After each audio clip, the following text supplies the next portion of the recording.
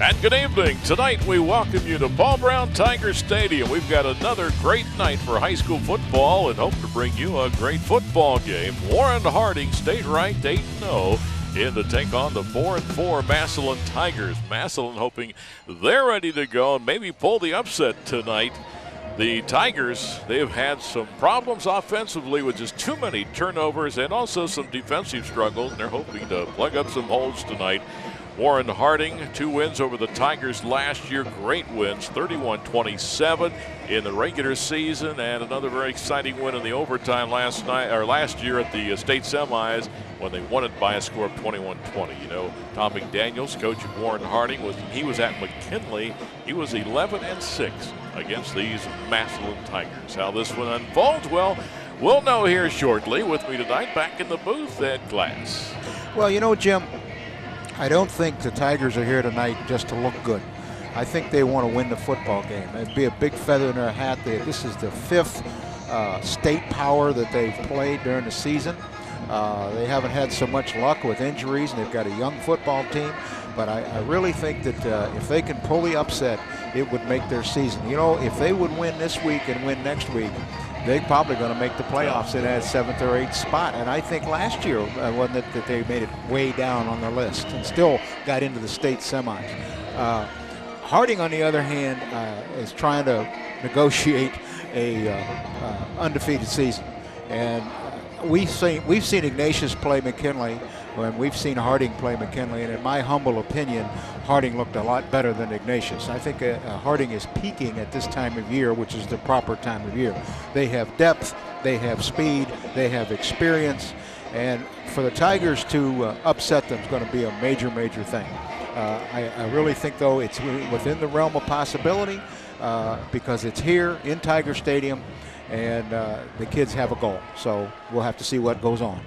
And roaming the sideline tonight, Dan Belford. Daniel, your thoughts? Well, it should be some fun fireworks down here. It's fun to see a team like Warren come into this Tiger Stadium. And we all know about Mario Manningham, the threat that he is with 9 touchdowns this year and only 21 receptions. But he returns kicks, but it's a multi-talented team. If you don't want to kick to Mario, you're going to have to kick to Richardson, who's averaging around 30 yards a kickoff return. If you don't want to hunt to Mario, you're going to have to deal with a Walker, who's averaging 24 yards a kickoff return. And they have an outstanding passing game with Ingram. He's thrown 13 scores. I think what's more impressive coming into the 9th game of the year, he's only thrown 1 interception. So as Tom McDaniels has said many times, he wants a team with many, many people who contribute. That's what he has coming into Tiger Stadium tonight.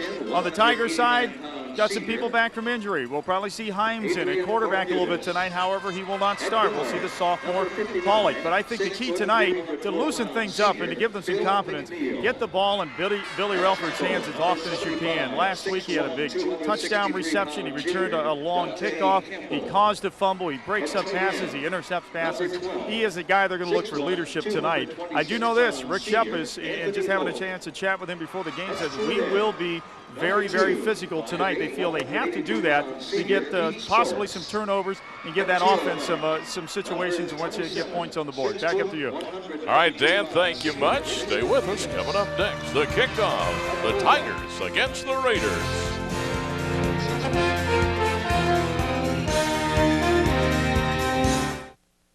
Community sponsors of the game are Mr. Jakes.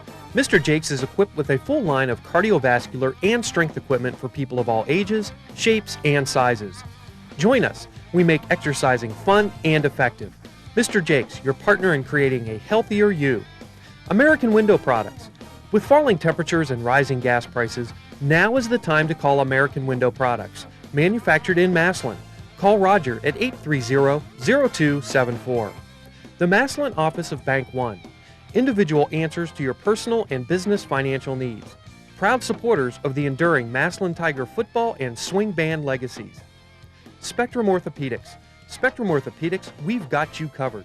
Multiple locations to serve all your orthopedic and sports medicine needs. Serving all area hospitals. Visit us at www.spectrumortho.com. Hi, I'm Jim Tressel, coach of the Ohio State Buckeyes. Football is a tradition in Stark County, and so is 1480 WHBC.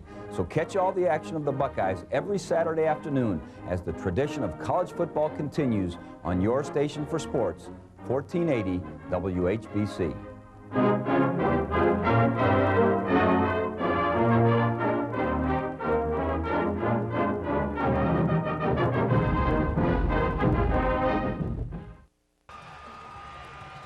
We welcome you back to Paul Brown Tiger Stadium as the Massillion Tigers get ready to take on Warren Harding. Warren won the toss. He elected to receive.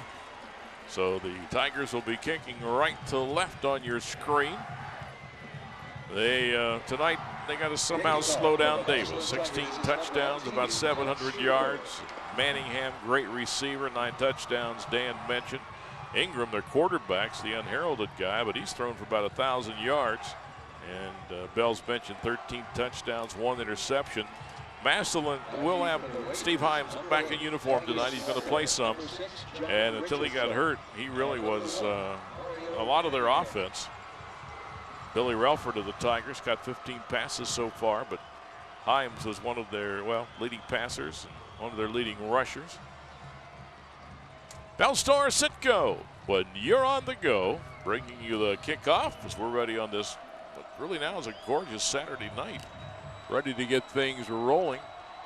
Max Schaefer kicking the ball off towards the far sideline.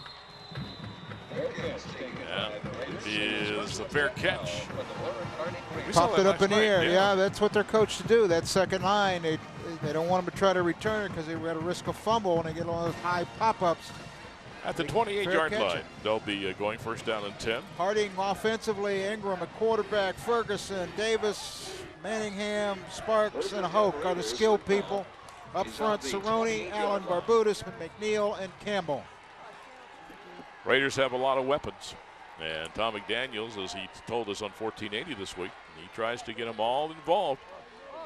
They're going to start in the shotgun from the 28. They're going to put it up on first down. Massillion coming hard. Ingram running out of the pocket. He's at the 30 and tripped up at about the 34-yard line. Billy Relford came up about the 29, stuck an arm out, tripped him up. That's that speed I was talking about. They've got great speed at almost every position. Defensively for the Tigers, Pettis, Burford, McClendon, Volpe, and Zallis Canes up front in their 5-2. Himes, Morris at the linebackers. Secondary, Relaford, White, Dahlquist, and Ellis. They'll stay with the shotgun. Big win over McKinley last week. We had on 1480. The handoff is to Richard Davis. And Davis to the 34. Massillion's defense shutting him down. They're going to look at third down, and they're going to need about 4. Zeliscons making one of the hits for the Tigers. Just underway, first quarter. Glad you're with us. Tigers are a base 5-2 front. They will get, when they want to play pass, they'll get in a 3-man front, 3-4. And when they want to put pressure, they're going to bring all 5 guys. Slot to the top, tight end to the bottom, the right side. Ingram, little swing out pass.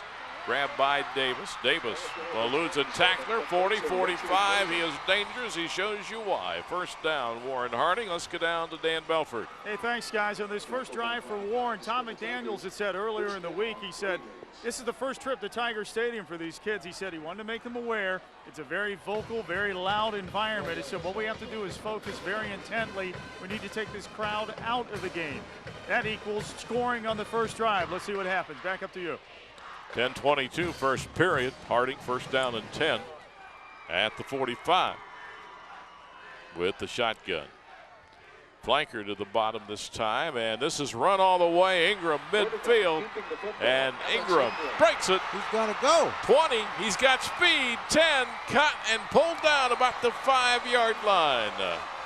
He's got speed, but Relford does also, and somebody ran out of their shoe. Mike White caught him from behind, corner. That is Ingram's shoe. The quarterback in Harding's offense can run all of the same plays as their tailback does. That's just a power off tackle play. Got the fullback kicking out on the end, backside guard pulling through the hole. So the quarterback is nothing more than a running back if they want him to do something. A couple of mixed tackles also there. Now there's Wright and Relford running him down. Now they're going to go under center from the 5-yard line out of the I, and 2 tight ends. To the 3, maybe the 2 is Richard Davis with the carry again.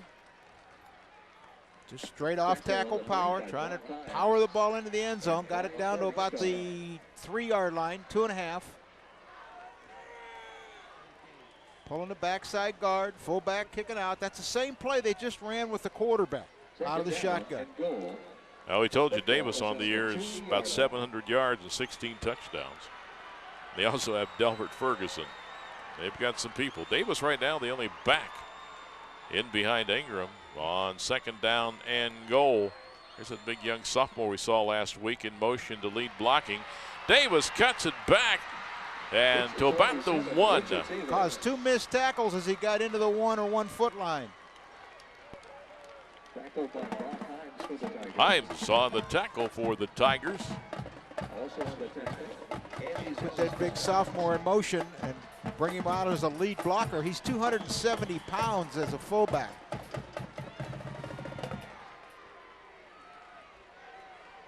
Tony Reed, he's what, about 6 feet tall. Saw a lot of him last week, especially more in the second half we did in the first half over Warren. Now they get trips out here to the right. 3rd down and goal. Sneaked by Ingram, but I don't know. The Tigers shut him down. He's just inches away from the goal line with 4th down coming up. He got to sneak it again. Warren Harding up there on that left side, about 240 and 223. And on the right side, 304 and 262. Harding is going to disdain the field goal here and try to push it in, because even if they turn the ball over on 4th down and don't score, Tigers will have the ball at their own 1-yard line. 4th down. And there it is. Raiders touchdown. Touchdown number 17 for Richard Harris, or for Richard Davis. That comes with 7:41 left to go in the opening period. Well, if they wanted to score on their first possession, they do. Video Safari, World of Adventure, bringing you this replay here. Power off tackle again. Nobody there that time. Nope, there wasn't. This is their kicker. I think it's Joe Spain, right? Yes. They get a pretty good kicker also. They almost blocked it. Up, and it is good. 7-0 Warren back after this timeout.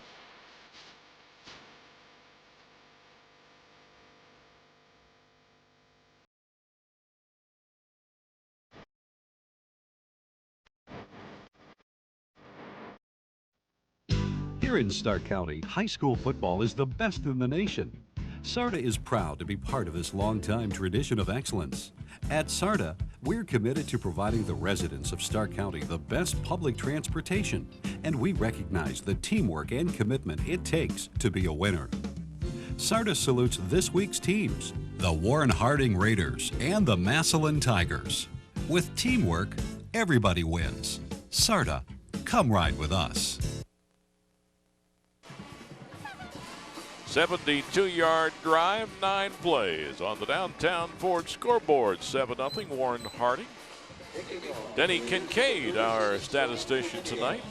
He and Robert Jeffries switch back and forth. One will pull cable with bells down there. The cameraman on the sideline. The other comes up and pushes pencil.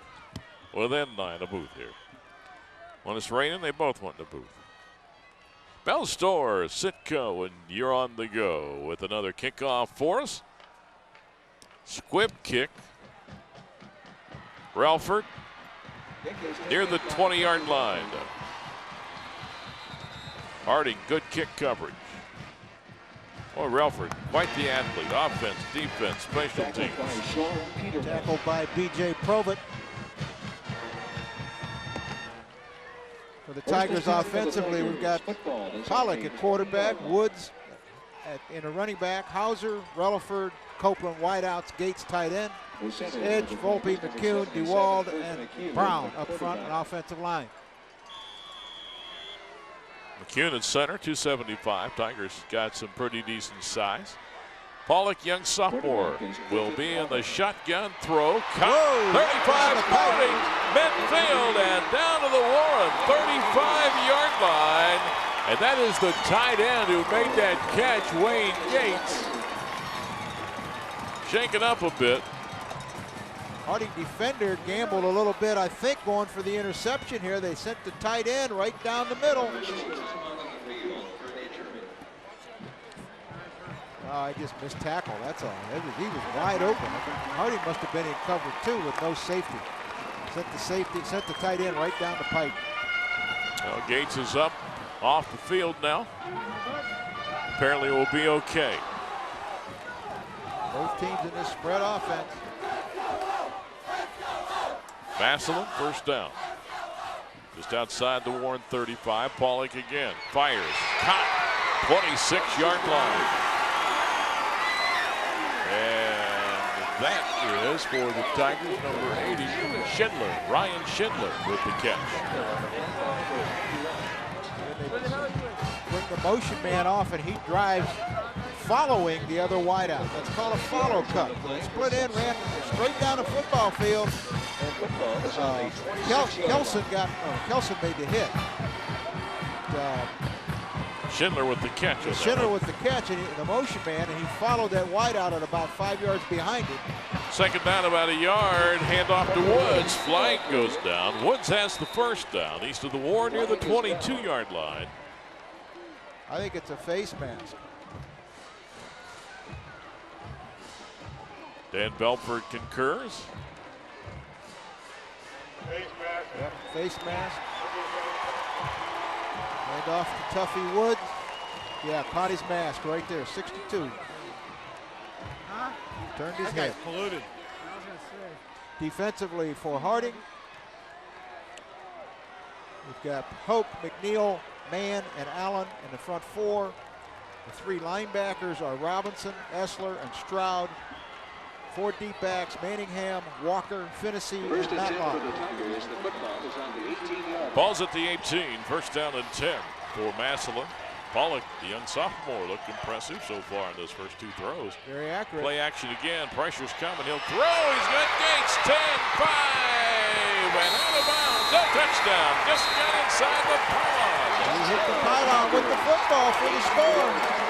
Wayne Gates, 6'2", 210, and a junior. And the Tigers have come right back. Play action fake to Woods. They pick up the blitz. It's thrown nice. Yeah, throws the ball to the tight end, breaking off the backside. Nobody out there. Yep, hit the pylon with the football. That's a TD. Matlock, the one for Warren, trying to bring him down. Point after. It's up, it's good. With 6:16 left in the first quarter. Good We are shootout. tied at 7-7.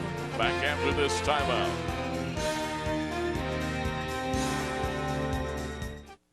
For price, service, and selection. For price, service, and selection. Come on down to downtown Ford. No games or gimmicks to satisfaction. Come on down to downtown Ford. Come on down to downtown Ford. Come on down and find out what all of Stark County's singing about. Come on down to downtown Ford. On the downtown Ford scoreboard, all deadlocked 7-7. Denny Kincaid says 80 yards in sixth place, 71 in the air. Hey viewers, at the end of the first half of this game, we'll be bringing you the SARTA touchdown spotlight. Stark area RTA, come ride with us. Now, last night halftime, heck of a defensive ball game. We didn't have any touchdowns. We were nothing, and 5 minutes to go in the game. And tonight, zip. I mean zip up and down the field on zips never. Yeah, never mind. I was very impressed with Quentin Pollock, the sophomore quarterback from Massillion. Very, very accurate. Fair catch again taken at the 21-yard line this time. The catch by Joe Finney. And Warren will go back to the offense. Second time they popped that ball high up in the air and forced a fair catch. Harding did it on the ground. Massillion did it in the air. Saw Harding last week 2 or 3 times go deep over the middle against McKinley's. Ingram can throw the ball. He had a nice game last weekend throwing. Well, whether or not they're going to throw it down the middle depends on the coverage. At this point, Massillion looks like they're in cover 3. No tight ends. And the pitch, number 3 now at back. That's Delbert Ferguson, the 226-pound senior. Carries up near the 25. He's a horse. Rock Himes on the stop. Himes 6'1", 215, linebacker. 5:55, clock moving. First quarter. Gorgeous Saturday night. Beautiful night for football. Looks to be an excellent crowd here. Sides are full and the end zones got some people in them. Shotgun for Ingram, and I hear a whistle, and I see a flag from the line judge.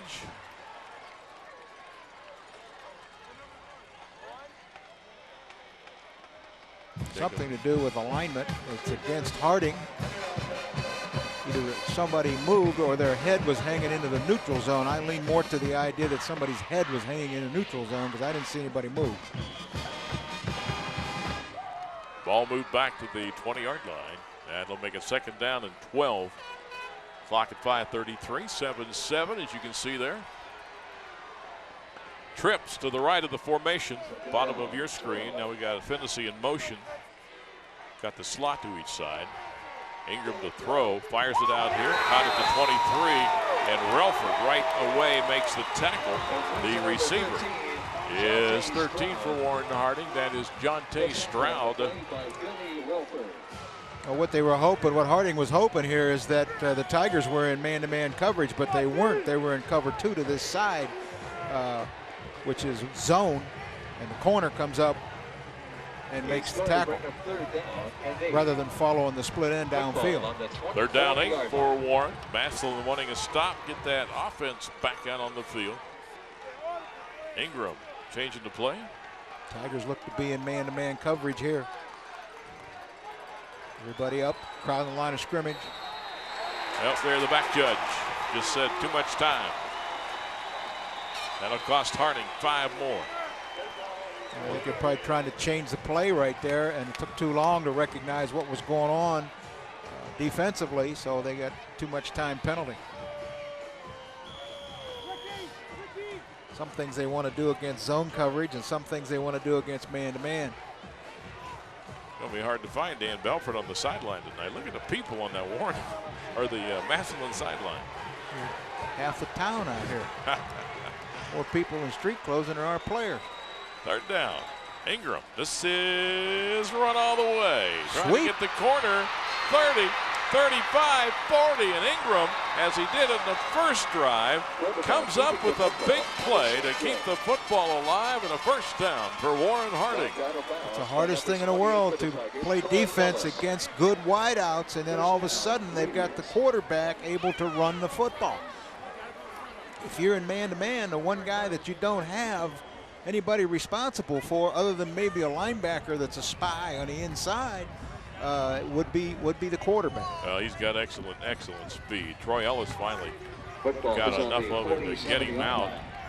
Ball at the 47 of Warren. 1st down and 10 for the Raiders. 7-7 ball game.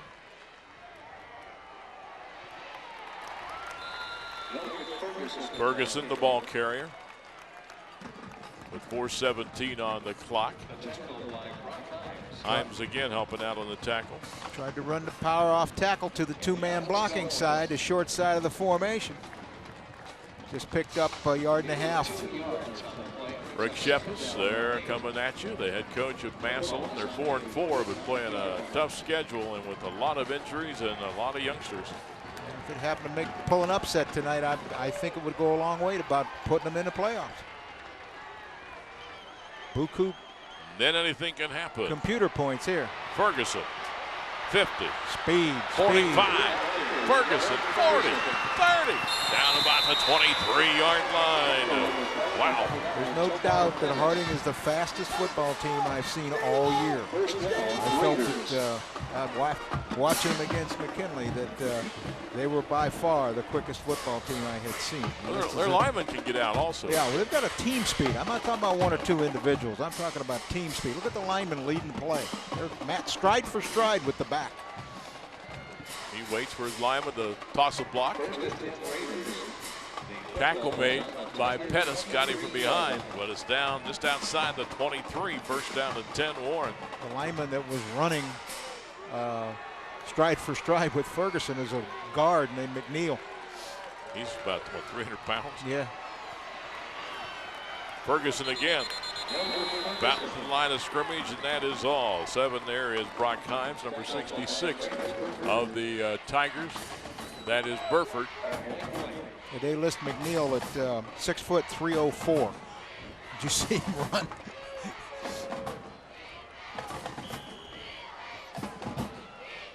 Four carries for Delbert Ferguson, 51 yards. He's in there giving Richard Davis the break. Yeah, well, they alternate him. I mean, that's the other thing I was impressed with when we saw him was the fact that they had so much depth. They've got another quarterback named Walker that can come in and run all over the place. Yeah, folks haven't seen him yet. Number 8 when he gets in there. Shotgun. Ingram looking, fires, caught. Sparks with the reception at the 16. Himes again helping out on the tackle there.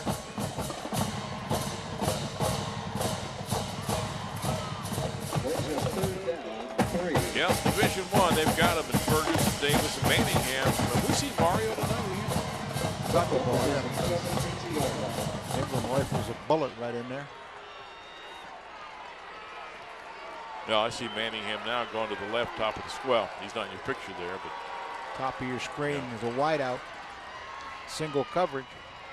Ferguson, Himes with a great defensive play, coming firing through there, tucking down at the 18-yard line. Nice play by Brock Himes, the linebacker. That's his responsibility, is that counter gap play.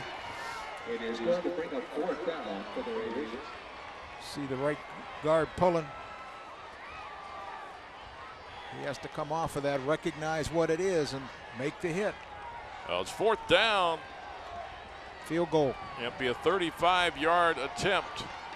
There's a slight crosswind. It is Joe Spain. Left to right.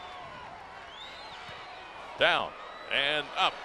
And good. It's good. Kick is good. 58 seconds in the first. Warren 10. Excellent second by Campbell this timeout.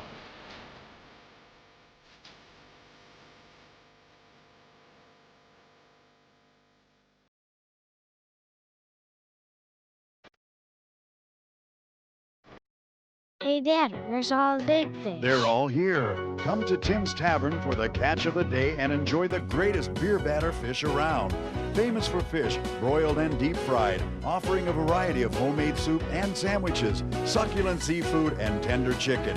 Plan your next family meal at Tim's Tavern or enjoy dinner out with friends. Tim's Tavern tucked into the cove at Myers Lake, located near the CYC. Hey, Tim, am I big enough yet?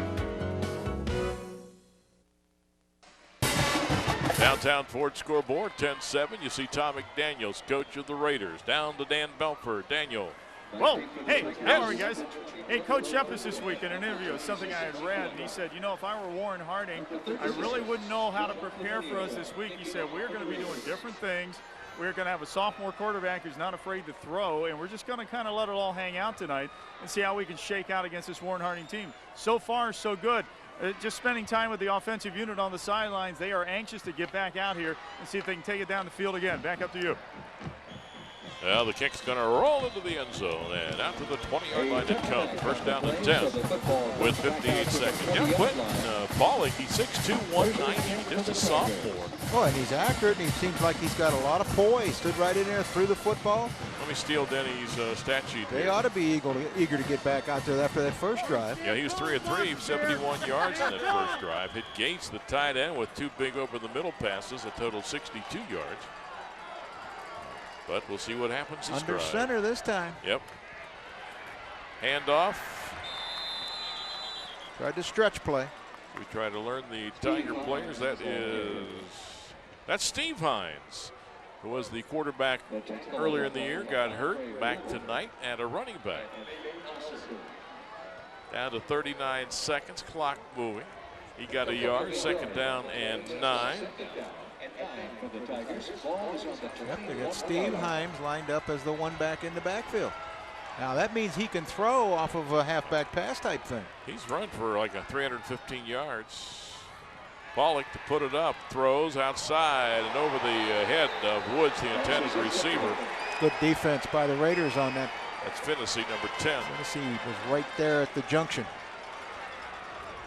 18 seconds left in the quarter. 3rd down and 9 now for Massillion.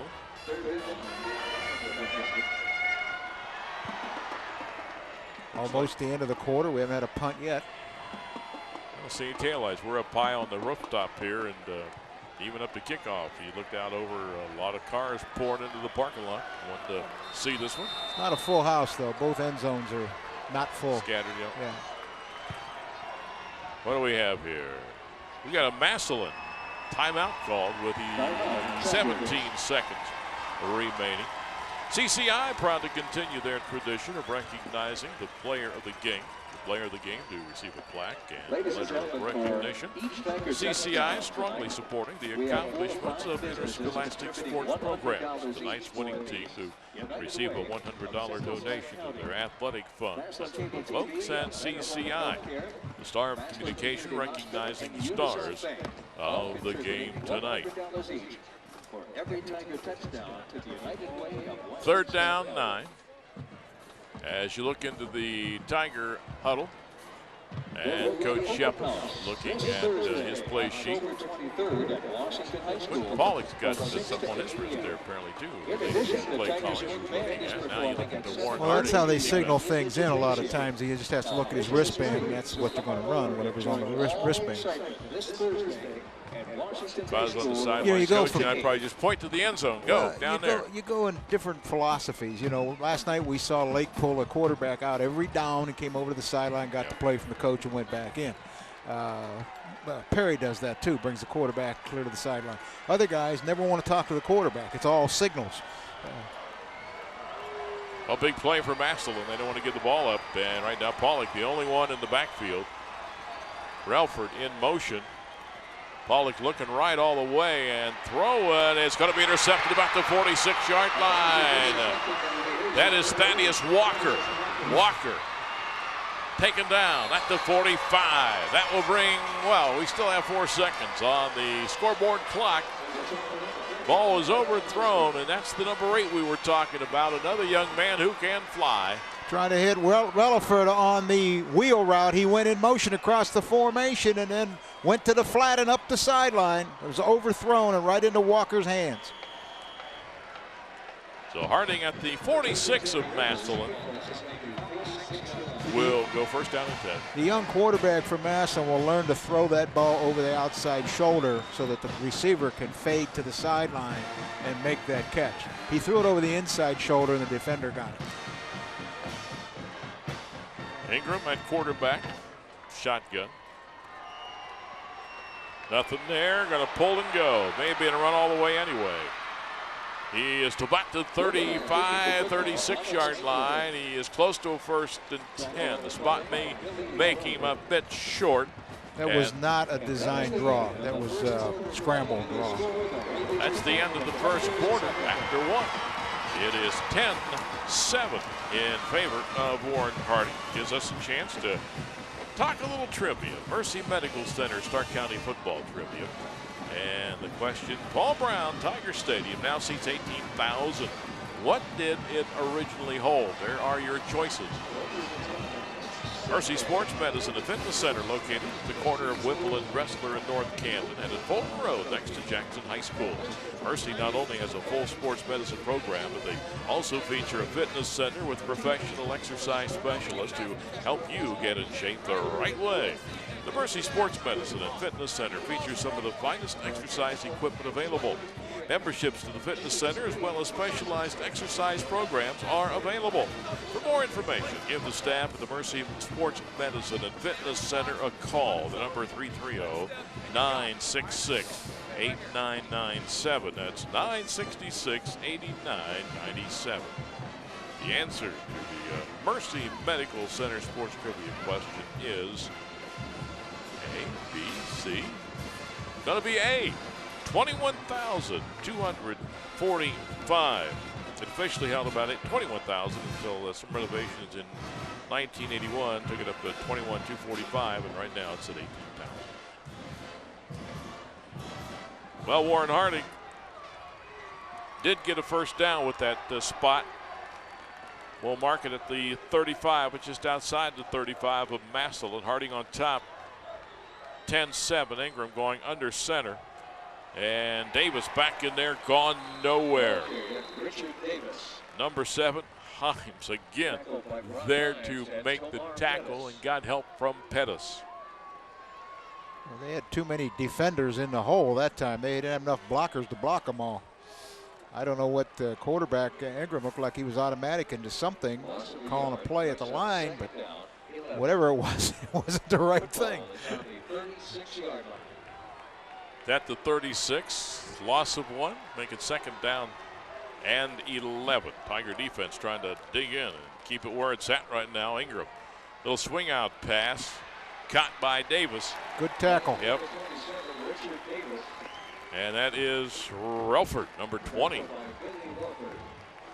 Relford and Himes been all over this field. They got just about what they wanted. They got Davis one-on-one with the corner. It just so happened it was Billy Relford, and he's a pretty good corner. Came up and made the play. No gain. No gainer. Third down, 11. 1 minute into the second quarter. 10-7, Harding on top. Week 9 almost concluded high school football.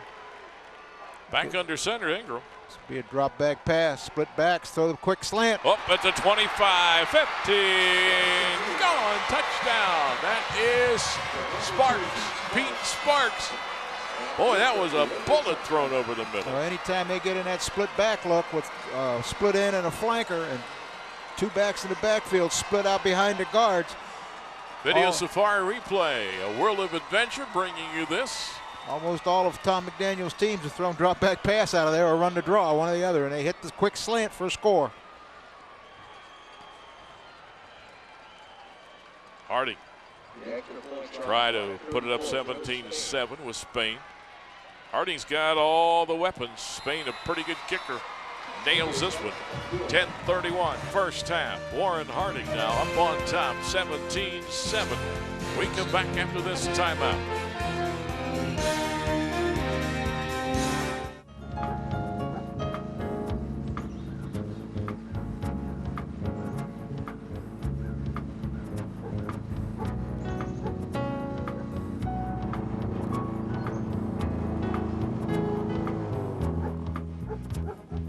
How much more before I can go to college? Money may not grow on trees, but it will grow tax-free when you invest in a 529 college savings plan. Butler Wick. Plan for the future. Invest for life. Downtown Ford scoreboard has the story so far, 17-7 Harding. Hey, every game with a big catch, and we'll be picking tonight's catch of the day. Sponsored by Tim's Tavern at the end of this broadcast. Tim's Tavern, famous for fish.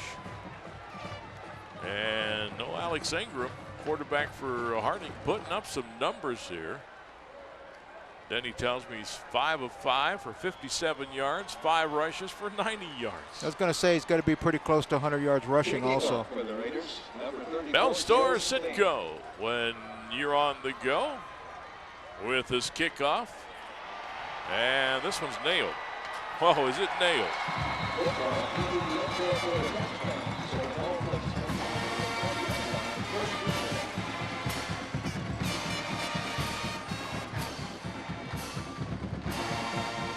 At the 20-yard line, first down and 10. Massillion now, they've got to get their offense and move it downfield little by little. I don't think you want to fall behind 24-7 or so. Well, right now they're in a scoring duel, and that's not exactly what they want to do, I don't think. Shotgun for the Tigers. No tight end. Pollock will throw it out on the right side.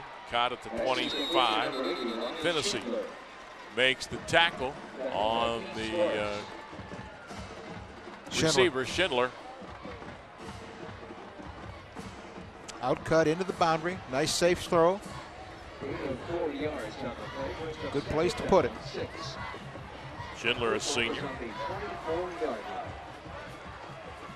Gain of 4. Second down and 6. Motion man to the top. Going to put it up again. First down catch to about the 32-yard line. That's Gates, the tight end, with another catch, his third of the game. Split Gates out into the boundary and through the outcut to him. That trips out to the wide side of the field. Gates came off the tight end spot, turned out into the flat, picked up the first down.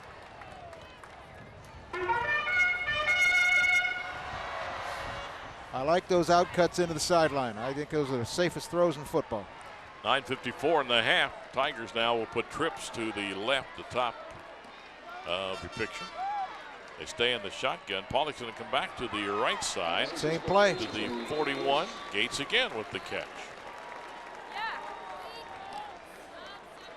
Gates pretty good sized target, 6'2", 210. Good hands. Obviously good athlete. Harding linebacker that time wanted to favor that left side because of the tight end, and the other linebacker called him over into the middle, so he moved over and he threw it right where he would have been. Second down and about 1.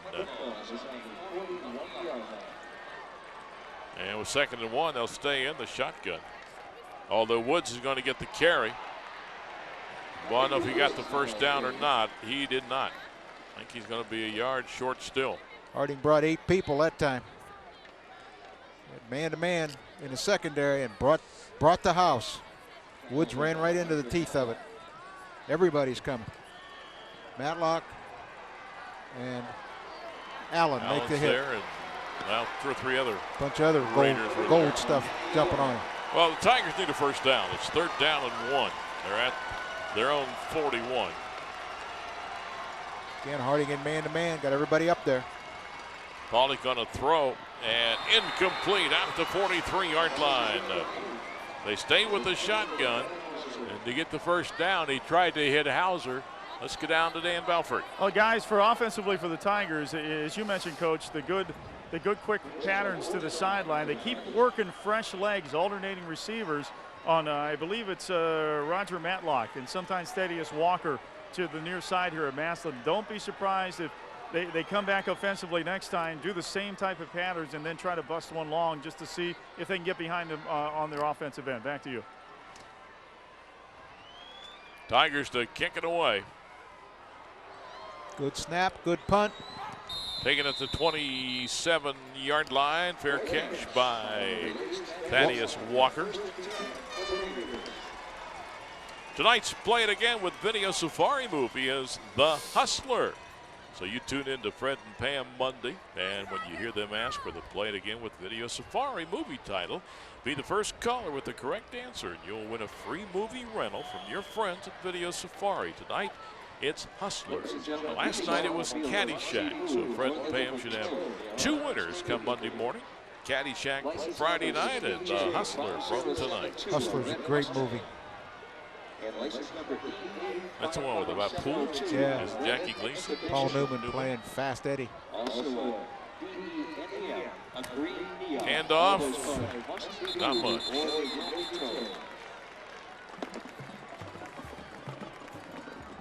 That is, there I can see it now, number 3, Ferguson. Delbert Ferguson, 226 pounds, really confined to all. You know, the Tigers will play good defense for a couple, 3 snaps, and then boom. Well, the thing they haven't been able to defense is Ingram, the quarterback. Everything else, they've managed to get stuffed up. Ingram throws it. Caught Manningham. First reception tonight. My. Don't let him loose. Oh, my. Don't let him loose. All the way down to about the 45-yard line. He's headed, well, I'm not sure where he's headed. He's had offers from some of the big-time schools, West Virginia, we were talking about last week. Michigan also. No, not Michigan. Who was the other one? There was a Big Ten school involved, too. It's a bubble screen without a screen block. Get him one-on-one with White, and then he just is a fantastic athlete. Gets the sideline, gets up the sideline. You know, he's one ankle tap and then a pursuit tackle right there by Himes from going all the way on a simple little bubble. At the Massillion 44. Ingram is like he was last week. What was he, like 11 of 14 one time? Amazingly accurate, and he throws the ball hard. He hadn't missed one tonight yet. Handoff. Ferguson powers his way. We told you 226 pounds. He's to the 39-yard line. They ought to call him the brute. He runs hard. Also on the tackle, Robert Morris. Zalicon, you'll see 44 here from Massillion. Make the tackle right there. He took the fullback left that time and pulled the guard and trapped the backside end. Ferguson ran. That way the fullback isn't involved in the play, and it was just Ferguson and the guard trying to make the thing work, and it worked for 5 yards. Ferguson to the 36. He's going to be about 2 yards shy of the first down. We've got 6:28 to go in the half. 17-7 Harding. Tigers want to get him stopped here. Third down and a long 2. Sunday, 11:30. The Browns pregame, 1 o'clock. They kick it off at Cleveland Stadium against the San Diego Chargers. Jim Johnson is picking the Chargers to win. No, I want everybody to know that in the audience. Some people think the Chargers could move. This is the pitch to Ferguson. Bounces off 1, bounces off 2, and tries to get to that first down marker. He didn't do it. Well, we got a penalty flag here, and I'm not sure that. Fullback move. I know, he but he reset. And if you are set for a second after you move, then you're okay. That's Tony Reed, the 270-pounder who. I don't understand. A little bit here and there. What you got, Bells? Well, over close to us, guy Matlock was out wide to the near sideline here. He was actually lined up across the line of scrimmage. The Massillion coaches are trying to get the officials' attention, who just simply ignore them. Now, obviously, the flag for some other infraction in the backfield as we walk it backwards against Harding. Back to you. That'll put the ball back to the Massillion 41-yard line. Repeat, third down. If they were flagged for alignment of the split end, it doesn't look that way. It looks like they flagged the fullback for moving, but he reset, and he's allowed to do that. Linemen are not allowed to do that, but backs and wide receivers or flankers are. Backs are. Let's put it that way. Third down 7. Ingram, who has not missed one tonight, going to set the screen up. He is under pressure, and he's going to get sacked. Covered the screen well. 45-yard line. Try to throw the screen out here. And to the bottom of your screen, they were going to try to run a screen pass, I think, to Ferguson out of the backfield. And they covered it well, which forced Ingram to run the ball.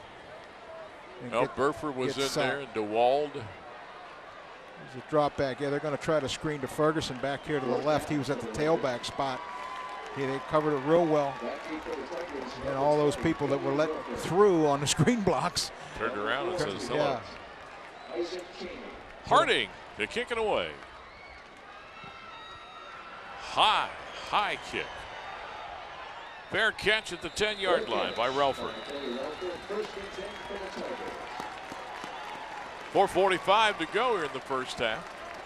17 for Warren, 7 for the Tigers. So Massillion's defense comes up with the stop. 4:45. If the Tigers could put together a scoring drive here, they'd be in a situation where they could go in at halftime down 17-14, very much in the football game. Changing quarterbacks now. The youngster who started out the year until he got hurt as the starting quarterback, Himes. Steve Himes takes over. Good runner, decent thrower from what we understand. I remember him from last year. They'd bring him in, he'd run the quarterback draw all the time. I hear whistles. Timeout called by Massillion with 4:45 to go.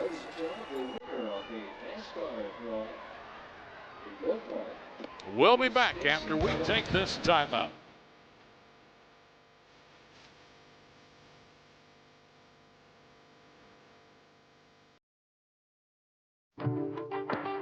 At Canton Christian Fellowship, it's our desire to provide the environment where you and your family will experience the goodness of God and His abounding love toward you. If you don't have a home church, we invite you and your family to worship with us. We're reaching the next generation by equipping our youth and children to reach their generations and prepare for the future. Canton Christian Fellowship, a church to call home.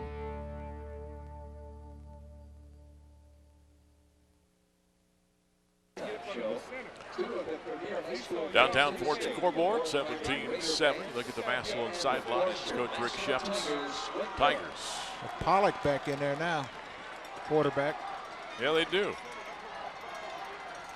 Hines is on the field as a blocking back right now. Pollock will throw. It's dropped at the 27 Copeland. Yard line. Yeah, Eric Copeland had it, couldn't hold it. And a little quick post in there was open, but fought the ball off instead of letting it come to him. So second down and 10 with 4:39. Tigers close next week at Fawcett Saturday afternoon with the McKinley Bulldogs. You'll catch it live starting at 1:45. The Warren Harding Raiders, they close with Austintown Finch next weekend. From the shotgun, second down.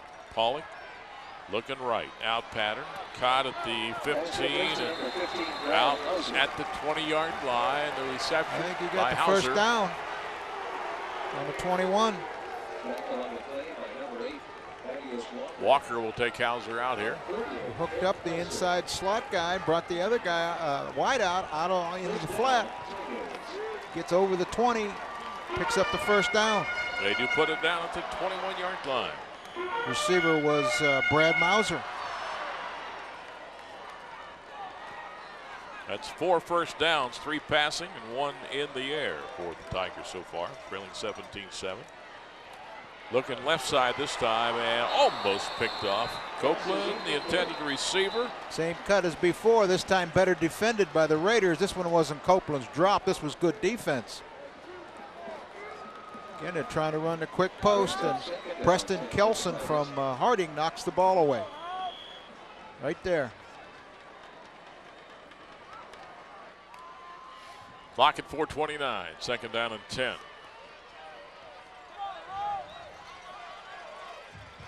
They stay with the shotgun. You had to figure it'd be a lot of throwing tonight, especially on Massillion's part, plus Harding can throw it. Down the middle. And knocked down at the 42-yard line. That is Walker. Had him beat to the inside. Mauser did on the post cut. Walker throws his right hand in and knocks the ball away. I think they were looking for a flag, maybe. Yeah, here's the pass. He throws the right arm in, knocks the ball away.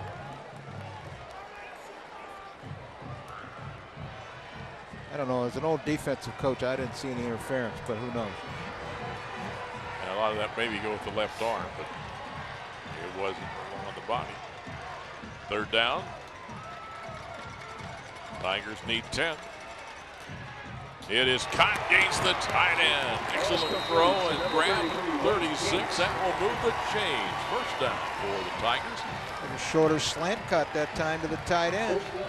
They're making a living throwing these in patterns, these quick posts and slants to the inside. Bang, right in the hole. Nice route, nice pass.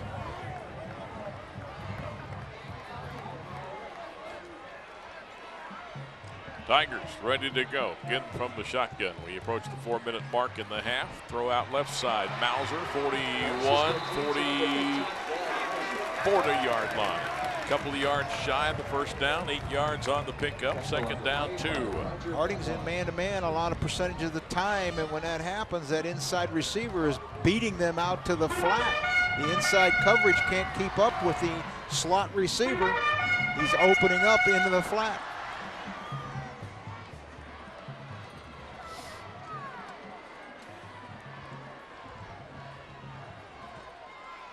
This may be run all the way by Hines, who took the snap. And Hines into Harding territory to the 47-yard line. Obvious running play. This is what I remember Hines doing so well a year ago, running the football. Fake to Tuffy Woods. They pull the right guard, leading through the hole. Nobody there to block. Gets hit and brought down by Finnessy in the secondary, but it's a first down. There's what Paulick has done so far tonight. It's not shabby in one half, is it? 9 for 15, 120 yards. Oh, we're going to see some numbers tonight. Yeah. We're seeing some numbers so far by both these teams.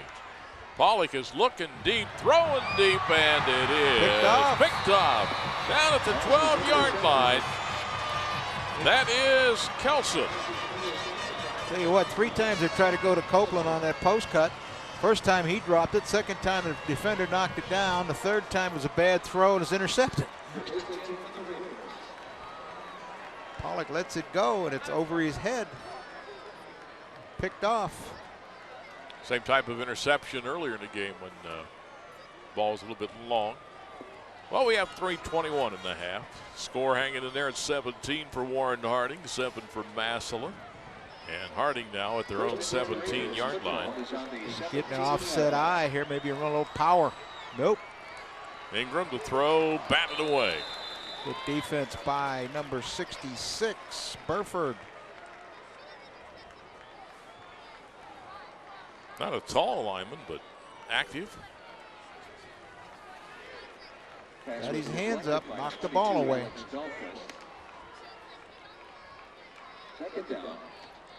Ingram on the night, not bad numbers there. What's really hurt the Tigers, though, has been him running the football. Yeah. I mean, he's thrown it well, but running the ball has just got killed that him. many yards running almost, I think. Out of the eye, tight end set top side, right side. Ingram, 7-yard drop, going to swing it out to Davis, and Davis taken down the 15-yard line. Brock Himes again, covering the screen pass. They wouldn't run that other screen the other time that was covered. This time he covered it well again. He is having a heck of a game. Well, I think he's one of their returning starters from a year ago, too, also, isn't he? See, Davis, yeah, it's the same screen pass, just to a different player rather than to Ferguson. It goes to Davis, who came in for Ferguson, and Himes comes screaming from the inside linebacker spot to make the tackle. Well, 3rd down, 11 now for Warren Harding. Tiger defense toughening up here. Give off Davis, and Davis has got the hole out to the 29-yard line. He'll have the first down. They come up big again. Well, I tell you what, that's deflating, man. They got him third and 11 down deep in their own territory. They run the tailback up the pipe, and he picks up enough yardage for the first down. Pulling the left guard. Any school would like to have Ferguson or Davis, and Harding's got them both. They can throw them both at you. Both kids, I believe, are seniors, aren't they? Yeah. Ingram's a senior. He's only 6 for 15. 1 TD, though. Davis again to about the 33-yard line. It's the second time Davis has cut that play back. It's a power off tackle, and he's cutting it back up over the center because that's where he's starting to find a little bit of daylight. The Tigers had jammed up the off tackle hole really well. There wasn't anything there. He cut it back up over the center and picked up 5 yards, 4.5. 1 minute, 43 seconds. Clock moving here. Image video working with us again tonight. Mike Simon, our director, as we are here at Paul Brown Tiger Stadium on a gorgeous Saturday night. A lot of fireworks early. Defense is starting to take over a bit. Ingram, run all the way. One man got away from it. Burford got him. He was slowed up a bit by Pettis. That was a quarterback draw. All 4 receivers just ran straight down the football field, and all trying to take the defensive secondary deep. And all Ingram was going to do was set for pass and then run up in the off tackle hole. That's where he went, and instead he got slowed down by Pettis and then cleaned up by someone else there. Yeah, Burford got it. We've got 48 seconds. It's 3rd down and 10. Ingram from the shotgun. Run all the way. And slowed up and pulled down at the 33-yard line. Massillion probably will take their last timeout. You can see Rick Shepp is calling. Ford will take a timeout.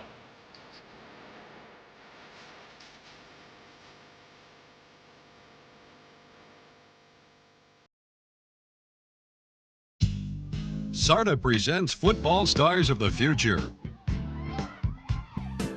SARTA salutes the 2003 Canton Midget Football Champions, the Falcons. Under head coach Vern Tyson and his staff, the Falcons are making young men football stars of the future. Hey Falcons, now that you won the championship, what are you going to do next? SARTA, come ride with us. Tom McDaniels walking the Warren sideline. The downtown Ford scoreboard shows it Harding 17, Massillion 7. Not happy about something. 33 seconds left, and Harding looking at 4th down and 7. Well, they're going to have to punt the football on their own 33-yard line. Thank you. Coach McDaniel's unhappy with, while he's talking to one of his assistant coaches there. I don't know if they got the wrong formation or play call or something. He wasn't very happy. I bet you were a grouch on the sidelines. I was. Striking me an old bear over there. Not easy to get along with. I didn't talk to anybody pre-game. Harding to kick it away.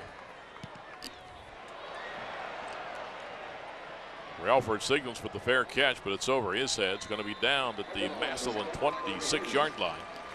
So the Tigers had hoped, I think, to get a little bit better field position. Pinned back pretty deep, but they're 26. It's a good punt. They have no timeouts left. 26 seconds. Would imagine the Raiders loosen it up a bit on defense. Yeah, I wouldn't think they'd be playing much man-to-man here. They're going to be in cover 2. 2 safeties, 2 corners. Safeties are 15 yards off the football. Pollock, young sophomore, standing shotgun formation. Drops the snap, pressure's coming, and they're going to sack him. He looked up, lost control of the snap, taken down at the 20-yard line. Big pressure from Anthony Hoke, defensive left end. They're just going to let it run out now because, well, they're quickly up to the line of scrimmage. Clock down to 8 seconds. Warren wasn't ready for him. Now Warren's scrambling. Pollock will take the snap. 2 seconds, 1 second. Time is out, and the pass is incomplete. So that's it. It's halftime here at Paul Brown Tiger Stadium. The score, Warren Harding 17. The Massillion Tigers 7. Halftime festivities after these timeouts.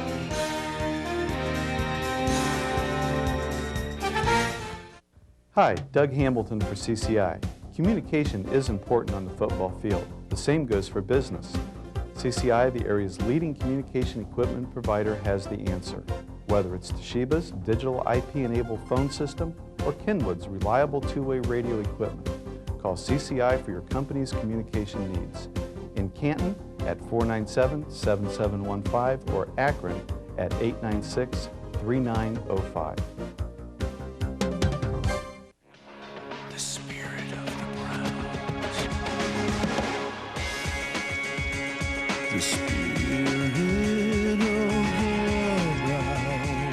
Football is back. All the plays, all the action, all the Browns touchdowns. Here on 1480 WHBC. You expect anywhere else? The spirit of the Browns. Jared? What are you doing here? I don't know. Just always wanted to try this place. But Jared, it's okay. I had Subway for lunch. When you have wholesome, low-fat sandwiches from Subway, it's all right to indulge now and then. Try our delicious sweet onion chicken teriyaki sandwich, made fresh with under 6 grams of fat, so you can feel good about being good and okay about being bad. Some dessert, sir? Subway, good, so you don't always have to be. It is halftime at Paul Brown Tiger Stadium, our downtown Ford scoreboard. The Warren Harding Raiders on top of the Massillion Tigers by a score of 17-7. Of course, our halftime show brought to you by Subway. First up tonight, down to the field, here's the Warren Harding High School Marching Band.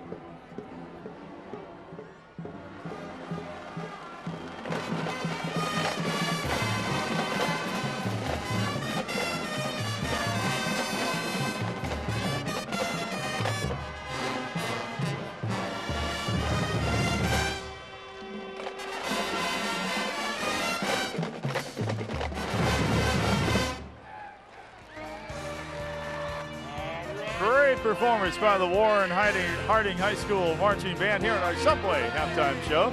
Downtown Ford scoreboard, Warren 17, Tigers 7. We're back right after this timeout. Community sponsors of the game are Mr. Jakes. Mr. Jakes is equipped with a full line of cardiovascular and strength equipment for people of all ages, shapes, and sizes. Join us. We make exercising fun and effective. Mr. Jakes, your partner in creating a healthier you. American Window Products. With falling temperatures and rising gas prices, now is the time to call American Window Products. Manufactured in Massillion. Call Roger at 830-0274. The Massillion Office of Bank One. Individual answers to your personal and business financial needs. Proud supporters of the enduring Massillion Tiger football and swing band legacies. Spectrum Orthopedics. Spectrum Orthopedics, we've got you covered. Multiple locations to serve all your orthopedic and sports medicine needs. Serving all area hospitals. Visit us at www.spectrumortho.com. Mix 94.1. Canton's best mix. More variety in the mix. By the hand, take me by the hand, pretty mama, come and dance with your daddy all night long. Mix 94.1.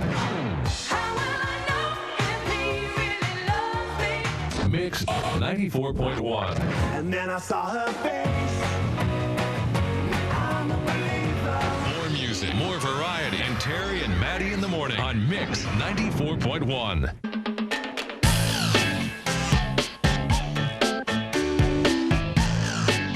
And we're back at Paul Brown Tiger Stadium with our downtown Ford scoreboard. Warren Harding by a 17-7 score over the Massillion Tigers. As our Subway halftime show continues, let's go down to the field.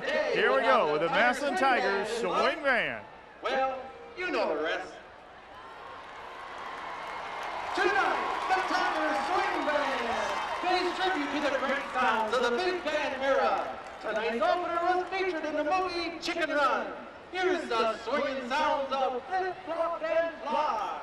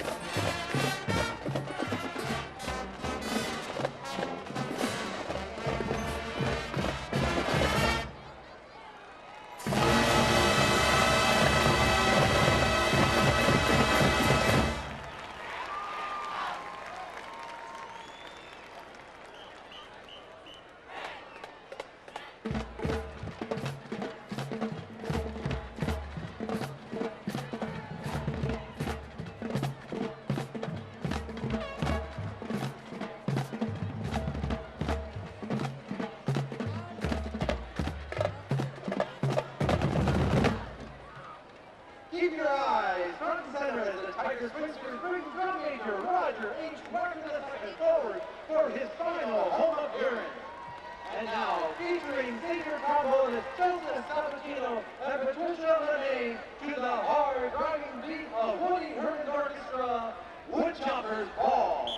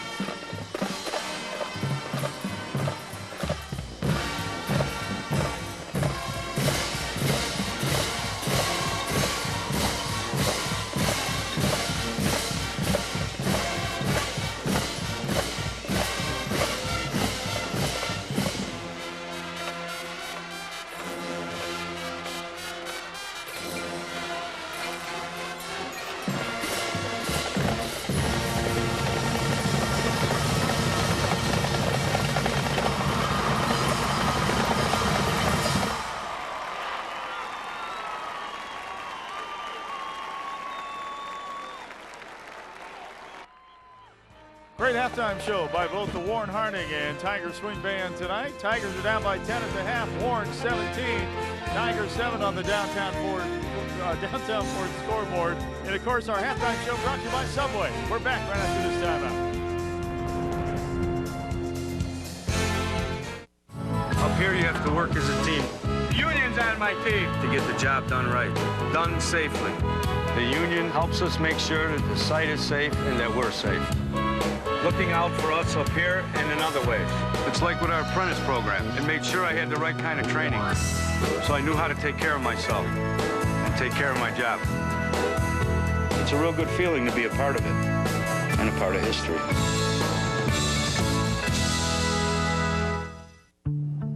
I had the good fortune to be born here, and I've never left.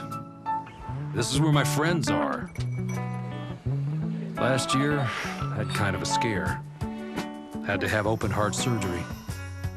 I decided to go to Altman, and I'm glad I did. I'm as good as new, and they're making sure that I stay that way. Which is great, because my heart's always been in Canton. It only figures that's where I'd get it fixed.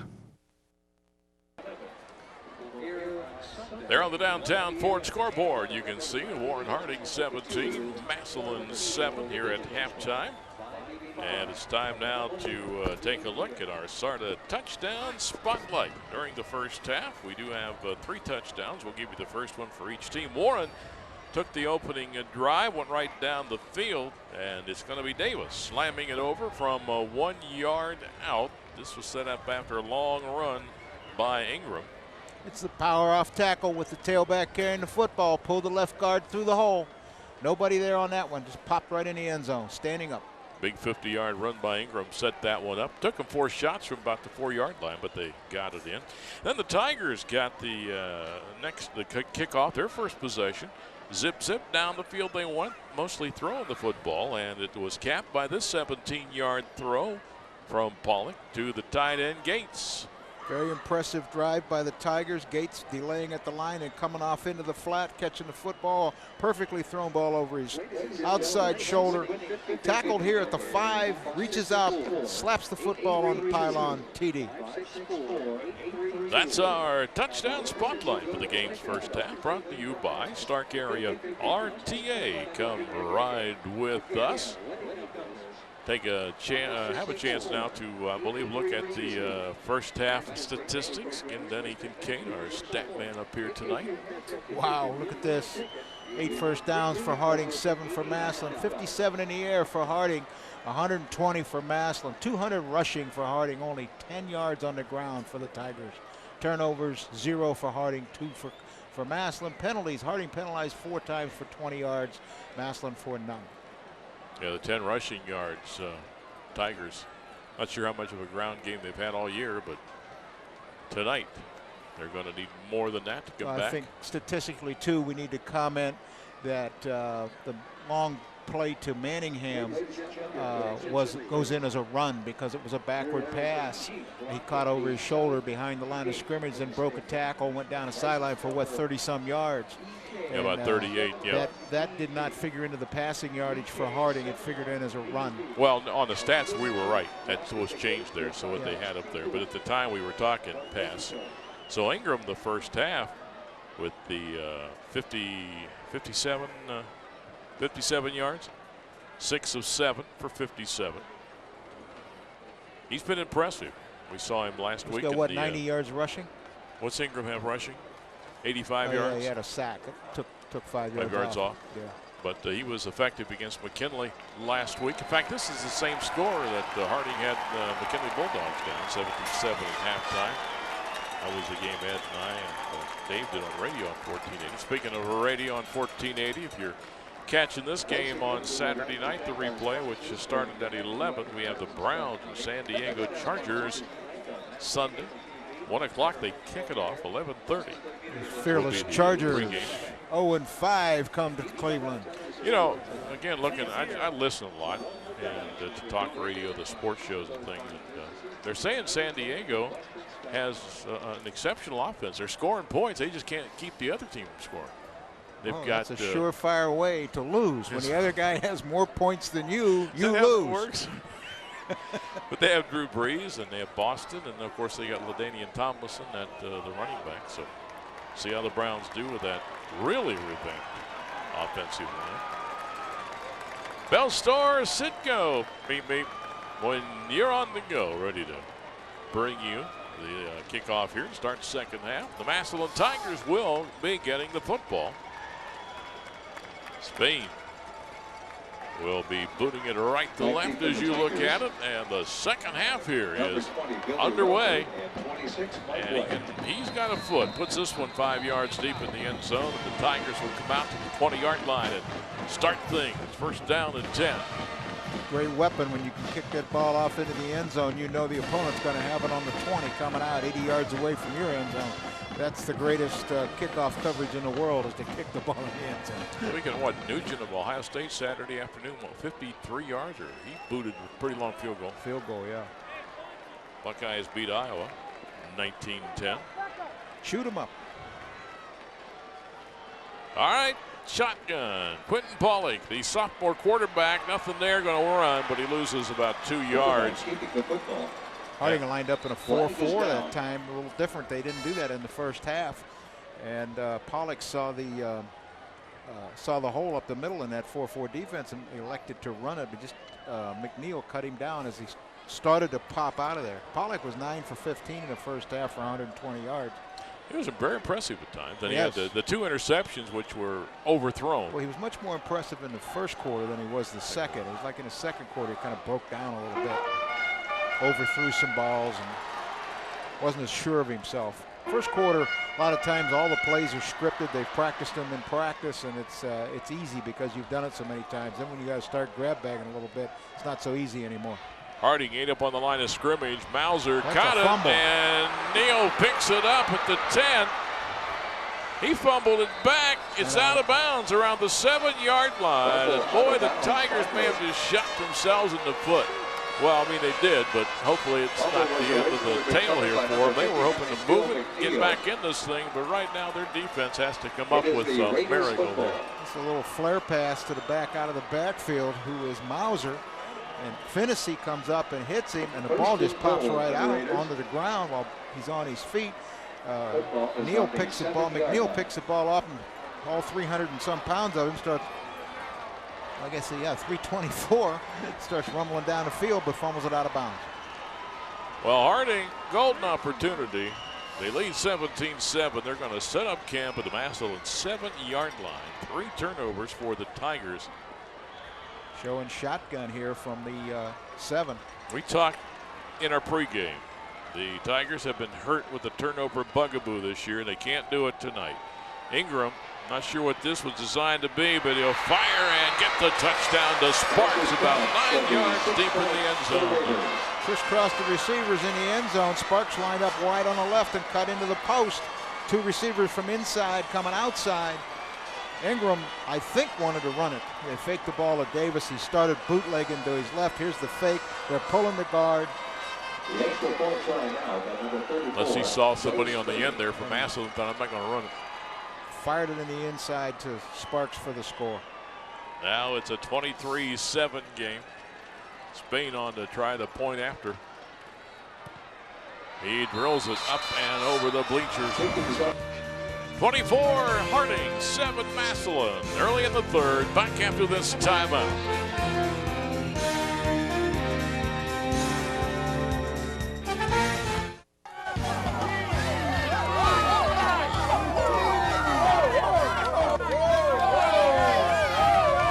At Ceto, we love football. Any kind of football, especially Stark County High School football.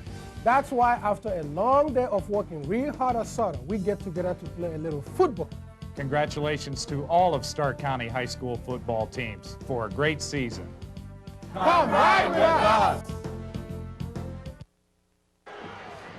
On the downtown Ford scoreboard, 24-7. You see Tom McDaniels on the Warren sideline there. That's his quarterback, Alex Ingram. Maybe talking about that last play. They're talking about why he threw the ball to the post cut, because the post cut was supposed to be a clear out, and those other guys that were dragging across from the right side were supposed to be the receivers. But Ingram got pressure from the corner out there from the end and had to pull up, and he saw the split end and threw it to him instead. Yep, Bell Store Sitco bringing you this kickoff, and Harding may have been offside.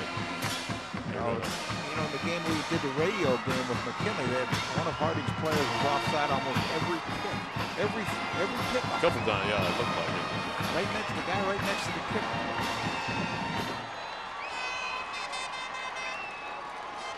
(11-17) in the third. Be interesting to see if Joe Spain can reach the end zone with this one, kicking off from the 35.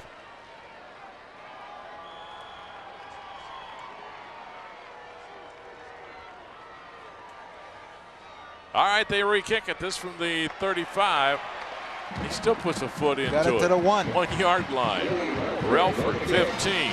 Relford 25, and Relford out to about the 29 with the return.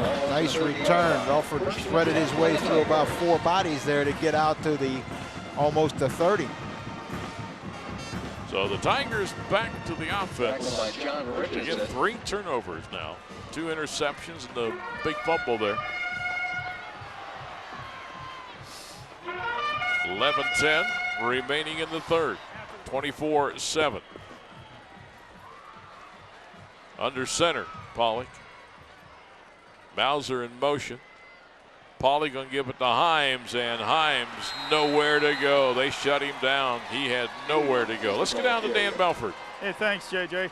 One of the things the coaches were talking about with the kids when they came out of the locker room was we cannot come into the second half and give up the football, which they did from the outset. I'm not sure, I haven't kept track how many turnovers you said they have tonight, but added to the last 2 games, they've had 14 turnovers in their last 2 games coming into tonight, something you cannot do against this Harding team. Back to you.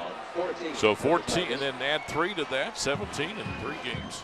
Pollock to throw, left side, and nice grab, but just no yardage. completed to Mauser. And Robinson on the tackle. Then that's the cut that they kept getting open. The short flat cuts to either side, and I see down here at the bottom of the screen they've got the flat cut covered, and now they got Robinson running stride for stride with the man underneath on the far side too. Ball is at the 28. It is 3rd down.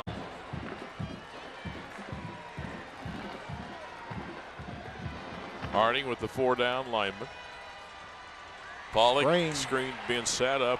And it is, oh my goodness, almost intercepted.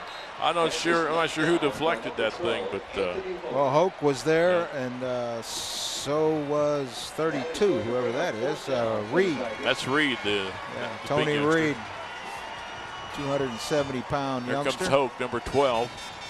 Hoke and Reed collide, and then fight over it. The ball's on the ground. Wow. Almost the 4th turnover, but they still have to kick the ball away with 9:44 in the 3rd. Pressure up the middle. Flag is down.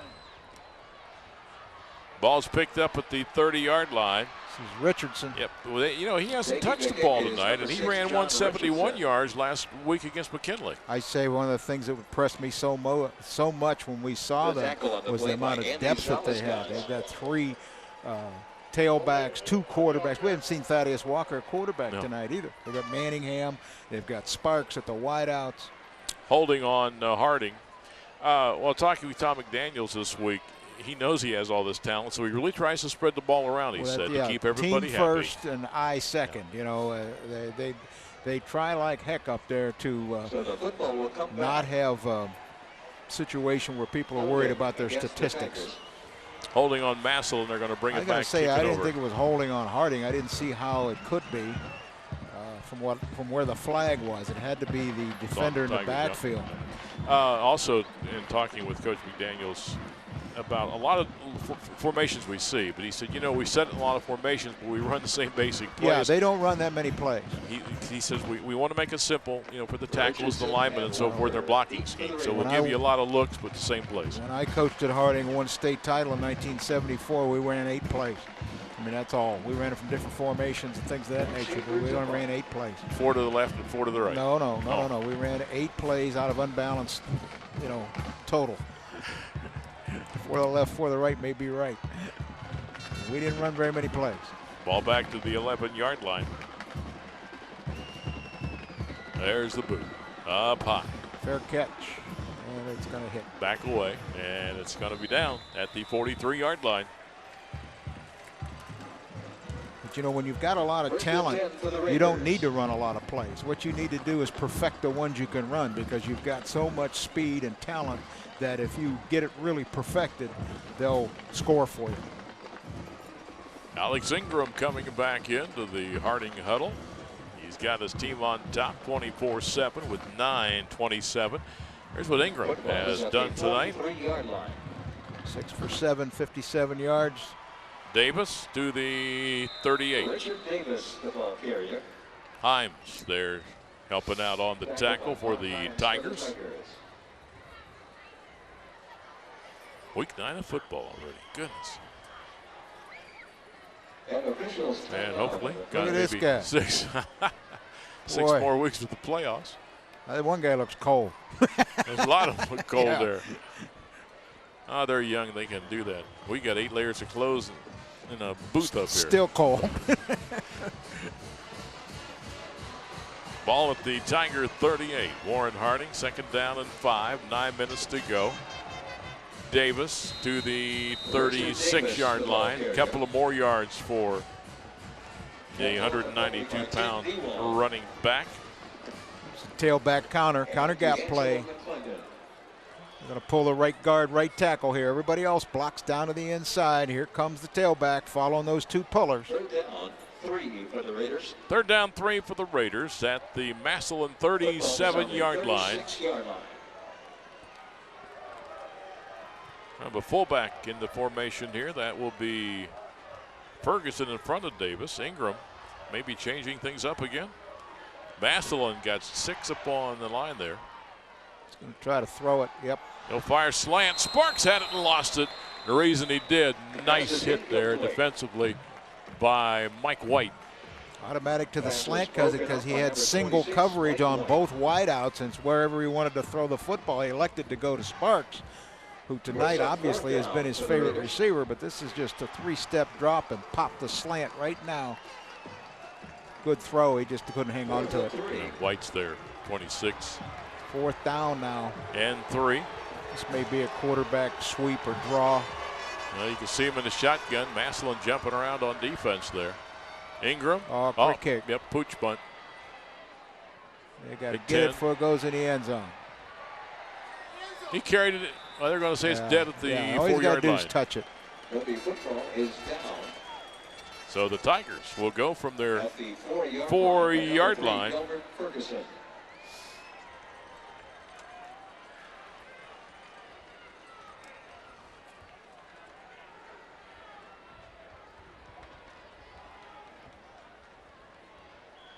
Eight minutes to go in the third as the Tigers break the huddle here.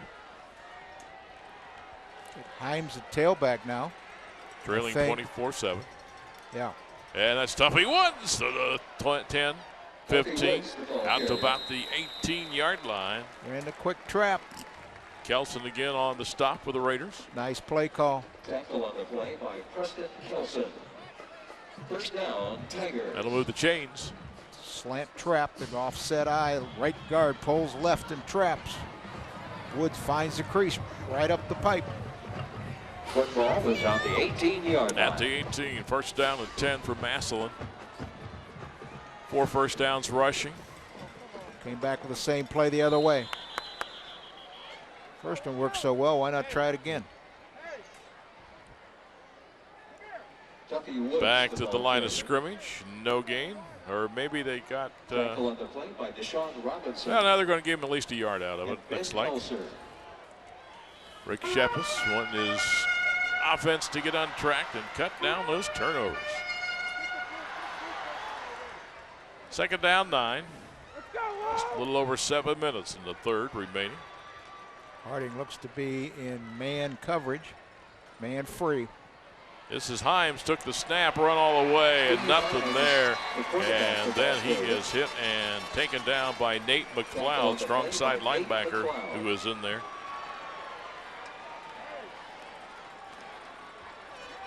They've got depth on defense also, Harding does.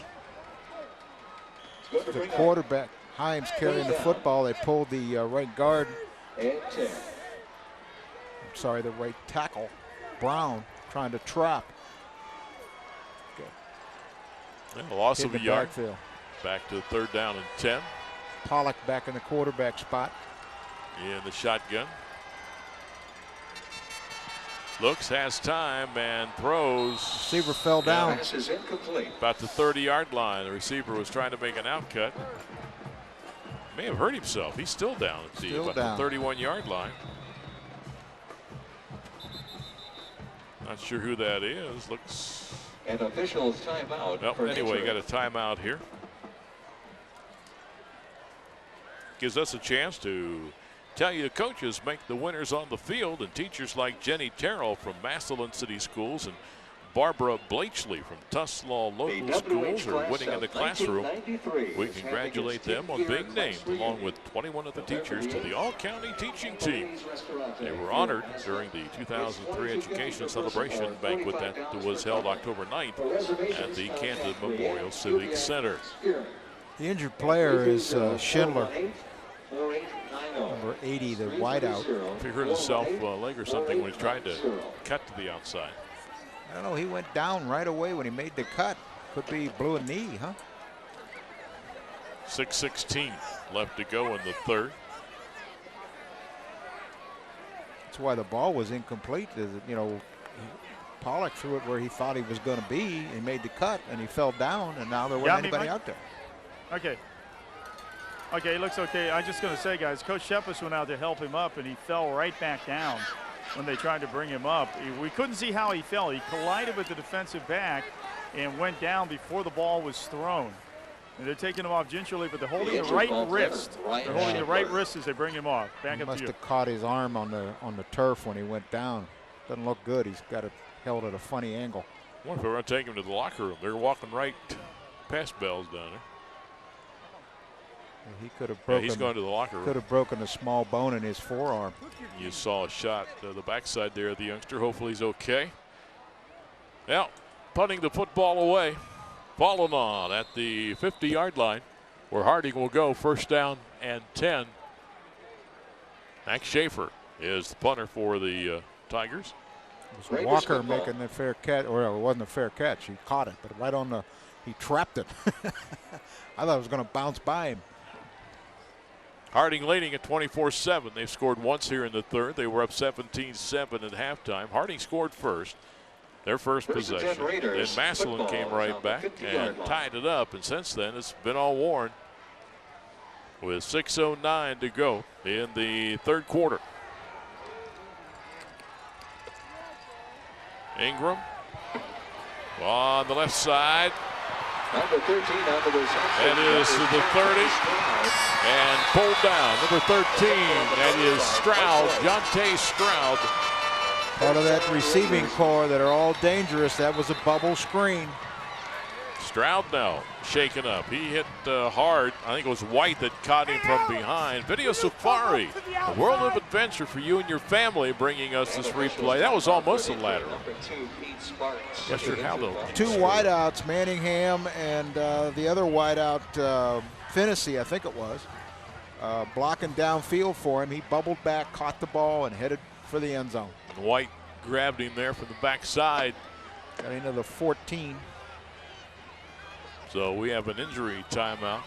And again, there's the deal. Was that thrown backwards? I think that one was thrown forwards, forwards, yeah, but it'll depend upon the official statistician's interpretation. Well, the State Farm Insurance Agencies of Stark County in 1480 proud to highlight the Stark County athletes from the class of 2003. Tonight, our featured athletes are Julie Morkel from Minerva High School, Jacqueline Schumann from Northwest High School, and Cassidy Stour from Tusnall High School. Julie sport basketball, her GPA 3.6. Jacqueline sport track GPA 4.1. Cassidy's GPA 4, and her sports volleyball, cheerleading, and softball. So congratulations to these fine young athletes. State Farm Insurance and WHBC wishing them success in continuing their education and athletic endeavors. Stroud got a little more lively in his walk as he got closer to the sideline, so he may be going to be okay. He strained something, maybe an ankle. Up and off the bench. Ball about the 14-yard line. This is a handoff to Ferguson. A couple of yards is what he got, and was brought down by Dahlquist. Power off tackle. Ferguson is their power back, 226 pounds. Dahlquist, strong safety. Ball is at the 13. I guess, Denny, we give him a yard. Second down 9. There's what Ferguson's done tonight so far. Manningham goes in motion. Fade cut to Manningham. They're throwing it for him, and that's going to be up for grabs. It is incomplete. Incomplete. He first released that out. Ooh, that could be intercepted. White was there on the coverage along with Troy Ellis. Ellis just a sophomore. Ellis is the free safety. Again, this is just three-step drop and try to throw it over the outside shoulder. He gets the ball inside. See, if he throws the ball over the outside shoulder, the receiver can fade back to it and get it. Here he throws it over the inside shoulder. Defensive back is in position to make the play. Third down 9. Warren at the Massillion 13-yard line. Play action. Ingram looking. Time looking now. He has to run and tripped up at the 15-yard line. I think we'll probably see field goal here. Be a 32-yarder. DeWalt Himes on the tackle. For the Raiders. Fourth down coming up. Fake to the tailback going to the left side. He got cross patterns coming over here to the right. Running from your left to right. They're all covered.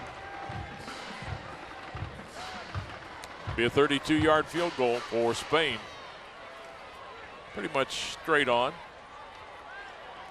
Snap, it's down. It is blocked. It is blocked. Relford blocked it. They almost blocked an extra point earlier.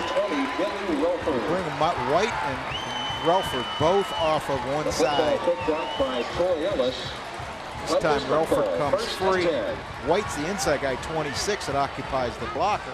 Both of them have good speed. If the wingback steps out and takes Relford, then White goes through and makes the block. Nice thinking. Relford just lays himself out, blocked that kick. And the Tigers, I think it was Ellis, ran it to the 26. So Massillion's defense comes up with a stop. Good series for the Tiger defense. Now back to the offense. See if they can get it downfield, stick it in. It is incomplete. Bowser at the 40-yard line. But Quentin Pollock, the young sophomore, just couldn't put it there. Clock stops 4:17 in the third. That was Hendricks, I believe, 85. Oh, was it 85, not yeah. 15? Yeah. Okay. Pollock's 11 for 22, 126 yards. He's got 2 picks, no TDs. I can clean my glasses here. Got a little trips package to the bottom. Pressure coming to Pollock. Hope. Boy, he didn't have much of a chance there. Sacked back at the 21-yard line. Tackled by number 12, Anthony Hope. Good pressure by Elser, the middle linebacker, first. I think they put him on a line and brought him, if I'm not mistaken here. Let's see what the replay says. Here comes Hope. No, they brought him from the middle. Scraped him off of the tackle's butt. Elser up the middle. Hope cleaned it up. I can't say butt on top of Oh. 3:45 left end. in the third. Rear end. Third down. Backside. Backside. And 16. About 16 to go. On the 20-yard line. Shotgun. Tigers offense struggling a bit here now. Pollock, little swing out pass. Relford got it, but Finney's got him. That's Woods, number 30. Not 20. So Finney. Harding playing a lot of man-to-man this half. And as soon as Woods flared out of the backfield, Finney took off like a Oh, the speed bullet. they got. Yeah, you can afford to do that, can't you not? Yes. They feel that they're faster and more athletic. Back deep for the At that point, they can play a lot of man coverage. So the Harding defense forcing the Massillion offense to give it up again. Right now we've got a timeout called by Massillion, though. We'll be back after we take a timeout.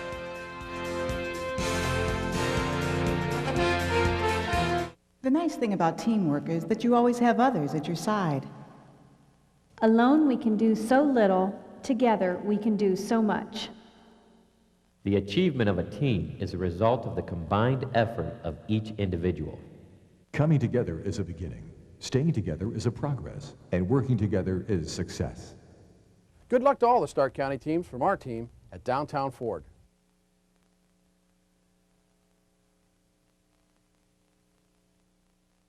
Subscription holder. On the Downtown Ford scoreboard, 24-2-7. Rick Shep is there, the coach of the Tigers. Coach Glass counting said they only had 10 out there, so the reason they took They called time because they didn't have enough players on the field, and probably because of the injury earlier. They didn't have the extra man in there on the punt team. Schaefer standing at his 1-yard line. And the kick is away. Thaddeus Walker grabs it at the 40-yard line, where Harding will go first down and 10. Harding 8-0. Headed for the playoffs where they could do some damage. They've been to Lakewood St. Ed and beat St. Ed up there in overtime.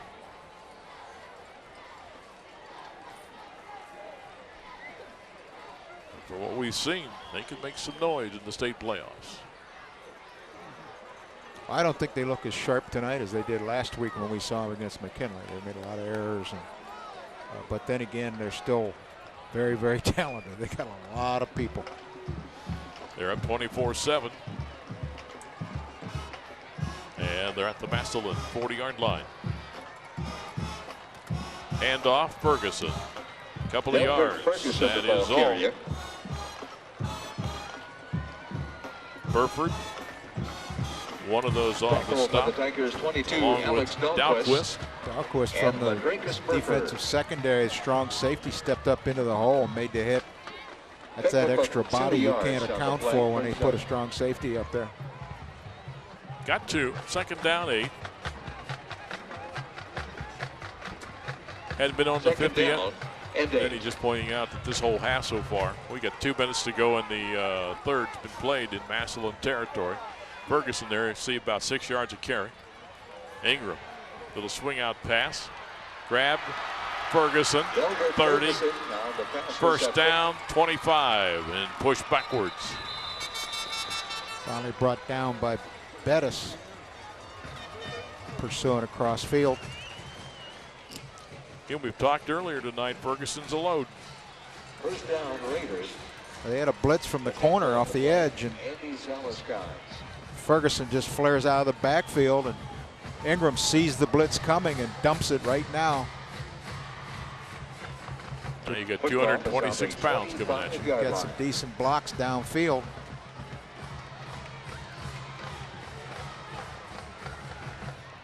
First down and 10 with 1:31 to go in the third. The ball at the 25-yard line. Wow. Delbert Ferguson, the ball carrier. Picture tells it all. May have picked up another first down as he's at the 15-yard line. He carried one tackler at least 6 yards. Another first down. First down, Raiders. He comes off tackle here, and there's boom right there, and he's still going. That's Bettis trying to bring him down, and it took him 6 yards to get him on the ground. 11 first downs for Harding in the game, 6 of those on the ground. They lead it 24-7, and they're at the Massillion 15-yard line. Ferguson again started out, came back to the 10. Nice ball cutback. come loose. They're scrambling in there. Apparently Harding has it.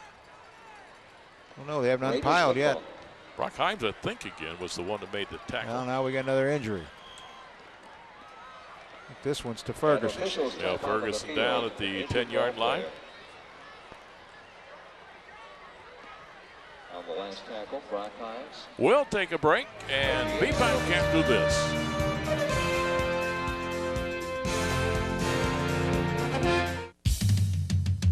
Whether I'm refereeing a high school football game or leading my sales staff at the Workshops Incorporated, one thing's for sure, it's always about teamwork.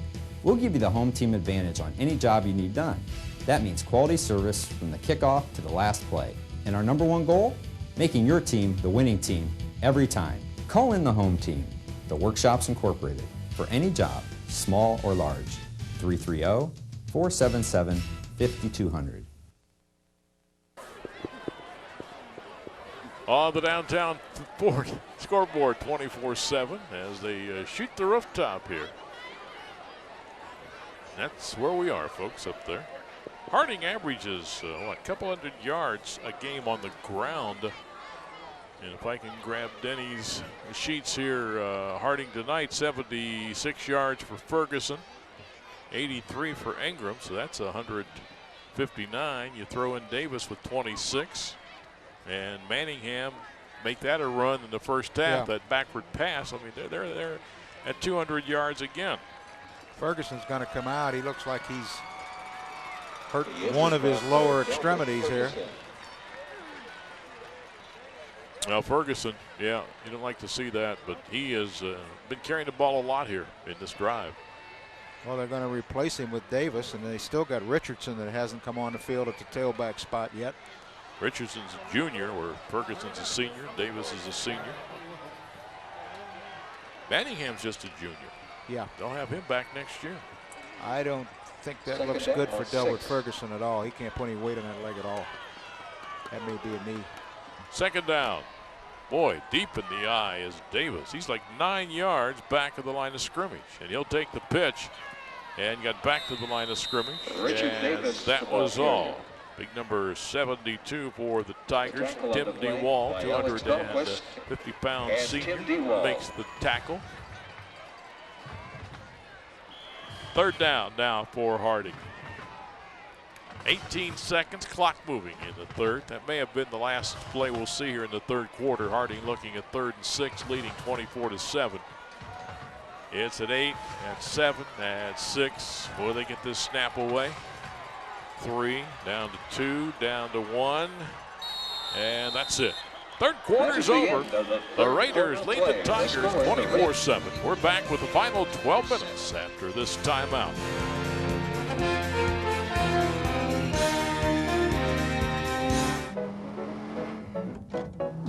Whether you're on a straightaway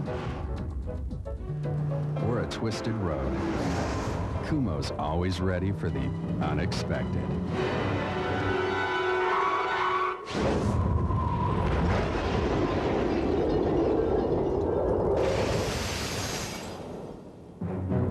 Ultra high performance, passenger, and truck tires. World-class quality and value. Kumo. Way to go. On the downtown Ford scoreboard, it is 24-7. See if Dan maybe can scoot over to the Tiger side and check on Delbert Ferguson. You mean the Raiders side? Or the Raiders side. Yeah, I think also Jonte Stroud just came back in the game. He went out earlier injured, but he's back in now, so evidently he didn't have anything a whole lot wrong with him. Ferguson's injury looked a little more serious. Yeah, I'm trying to got the glasses on him, but a lot of people surrounding. On the far side, they're working on him. As you see the Raiders coming back on the field to play here with 3rd down and 6. They're at the Massillion 10-yard line. 3. Denny Kincaid, our staff man, tells us Massillion offensively at 3 yards in that 3rd quarter. All right, here we go. Trips package. Well, not now. We got a Manningham in motion. And Ingram, this is run all the way, looking for a block. Got it, but DeWalt got him at the 9. Ball comes loose. Got a big scramble. Was it down? Brock Himes from the Tigers signaling that Tigers have the ball. Officials step in there. Well, hang on here. We haven't seen the signal. There it is. First thing we've seen. The Tigers recover the fumble. With the ball is Burford, so the Massillion defense comes up big again. They're playing pretty solid here in the second half. They gave up the 1 touchdown so far. This is sweep all the way. We've got people reaching, guards pulling. Davis leading out on the corner, trying to kick him out, but good play there by number 72. Who is that? DeWalt. DeWalt did a nice job coming down the line, making a hit. I'm pretty sure he caused the fumble. So Massillion will go to the offense at the 10-yard line, trailing 24-7 early in the 4th. Quentin Pollock, the young sophomore quarterback, takes the snap, shotgun, throws, grab 15-yard line. Gates the tight end, and Gates is out to about the 18. Well, they had 2 people out there on Gates, and he still made the catch and came back inside. Almost picked up the 1st down. Let's go down to Dan Belper. Daniel. Quickly, guys, update on Ferguson on the Warren sideline. It is the left knee. They're working on it. Looks unlikely that he will be back in. They've got it elevated. They've got it iced. Prognosis is he's probably going to be on the bench the rest of the game. Back to you. All right, Bells, thank you much. Tigers looking at 2nd down and short here for the 1st down, and they're going to stay in the air, and it is caught. Pass is complete. 25. It's Maurer, I believe. Warren in zone coverage that time. Anytime they can get Harding to play zone, they can get people open, and at that point, Pollock hits him. Mauser with the reception. 7, Roger Matlock. 1st down, Tigers. 1st and 10 Tigers football. That'll be their first down of the second half here. It's just across the 25. Pollock fumbles the snap, has to run it. Tries to stretch it out for all he can get, but back near the line of scrimmage. And no more. Tackle on the play by Allen made the tackle. Pollock over talking to Coach Shepard, heads back to the huddle with 10:19 left to go in the football game. 25-yard line. Ball's at 25. Steve Himes back in the game at one of the running back spots in the shotgun.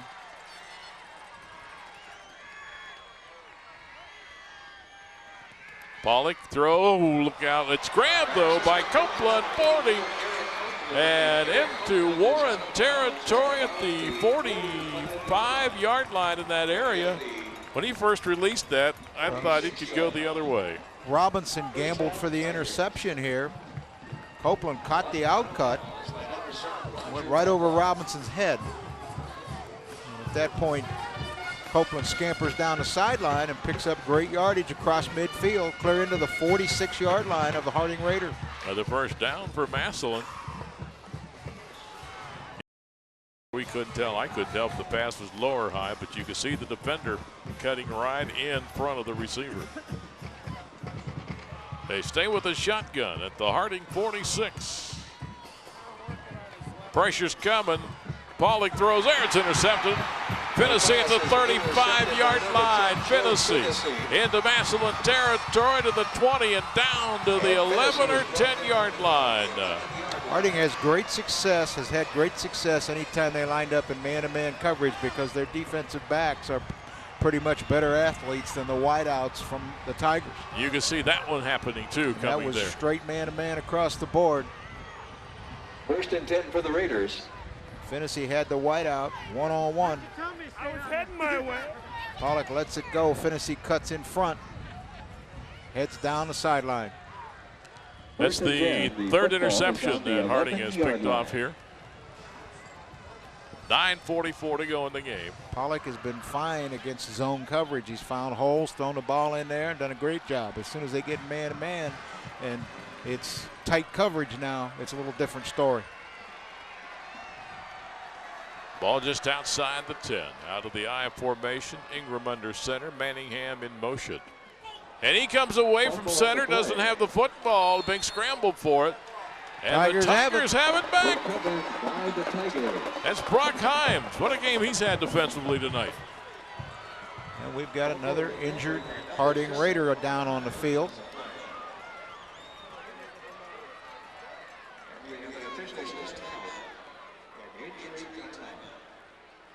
Youngster is down at the 12-yard line.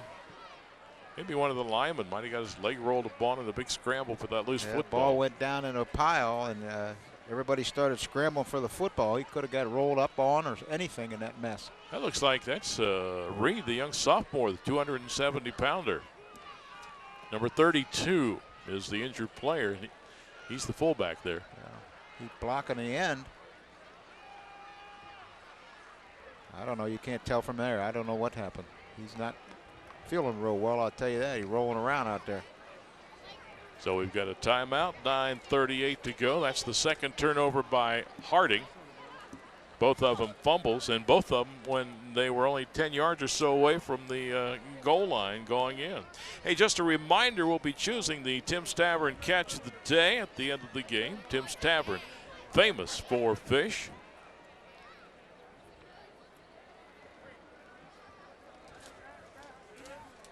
So they tend to the injured player here with score 24-7. Harding's had, what, 2 scoring opportunities in this second or fourth quarter, and or maybe those fumbles, yeah. Yeah, fumbled them both away. Not playing really sharp football at all. Well, Massillion last week in the Chaminade game had fumbled the ball 6 times and lost 5 of those. That was, and then tonight they've thrown the 3 interceptions. In front of the stadium, in front of the gate, blocking the gate, and must be moved.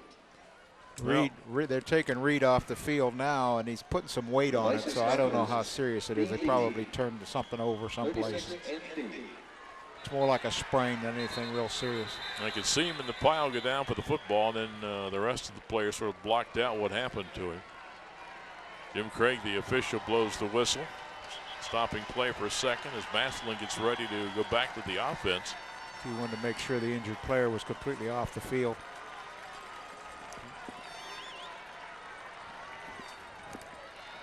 You look, I'm looking down in the corner right now. Ferguson is being taken off the field out of the stadium on the stretcher. They're taking him down around the back part behind the goal line. He's down in the far corner right now. Tackled by number 12, Anthony Hope. Doesn't bode well at all for him for the rest of the year. Nope, they're going to take him all the way down, back around to the locker room, I guess. Last play, the Tigers tried the slant trap again that they popped early on in the third quarter with Tuffy Woods, but only picked up 2 yards on it this time. Second down, about 7. They stay with the shotgun, trailing 24-7, the Tigers trailing Warren. Pollock back, pressure's coming, and he is taken down back around the 5 or the 4 yard line. Hoke, number 12, one of those coming hard, and Nate McLeod, linebacker, the other. Number 5's McLeod. They wanted to throw to Mauser coming out of the backfield. He's on the left side right here. You see him start out of the backfield. That's who they want to throw it to, but he's well covered by Elzer, the middle linebacker. Ball's back at the 4. Well, we talked about Harding's quickness, speed, strength. They've got it, and you put them on the turf here, the carpet. 8:16, clock running in the 4th. We've only had 1 touchdown in the second half. That came in the third quarter. Harding scored it. They led 17-7 at halftime. They lead down 24-7. Third down, the Tigers, 15. Third down, 15 at their 4 yard line. Tuffy Woods got it. Got to the 6, and that was all. Down he goes. May have been Hoke again down there that grabbed him and threw him down. Flag is down. Got a flag down way back at the 24 in the secondary. Well, Mauser's involved in a trash talk thing out here, and Manningham pushed him. And I think Manningham's going to get the penalty because he made the contact. Now Manningham's going to the sideline. I don't know if Coach McDaniels took him out of the football game or he's ejected. Well, it's a personal foul on Harding. It'll be a first down. That'll get the Tigers out of a hole. Be 15 yards. And the ball goes out to the 21 yard line after that 15 yard walk-off. 7:52 left in the ball game, 24-7. It's not an ejection. The Warren coaches took Manningham out of the ball game. Quentin Pauly coming back into your picture there after being over to the sidelines, conferring with the coach. The previous play, Elzer and Mauser had words. There's what Pollock has done on the night so far. Looking to add to those numbers now as he's in the shotgun, throws. It is caught. Copeland, well thrown ball. Copeland's hammered down at the 44 yard line. Again, they caught him in zone coverage, and they ran that post cut. It's open, and Copeland made the catch. Showing a little more efficiency with that cut right now than they did earlier. Pollock lays it in there. It's zone coverage, finds the hole in the zone. So they haven't been able to do that against a man-to-man. Now Copeland, how many catches did he? That's his second. Harding back up in man-to-man now. First down, 10. Nope, they're in zone. Pollock throws off the fingertips of Gates at the 50 yard line. They lined up in what looked like man-to-man, and then they checked out of it and went to cover 2. Well, we know with Massillion involved, we were going to see the ball up quite a bit tonight. And Pollock's put it up 29 times so far.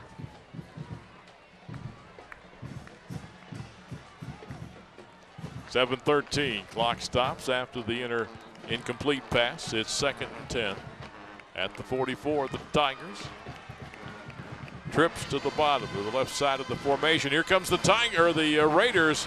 Pauly got it to Gates, and Gates into Harding territory, out of bounds around the 37 yard line.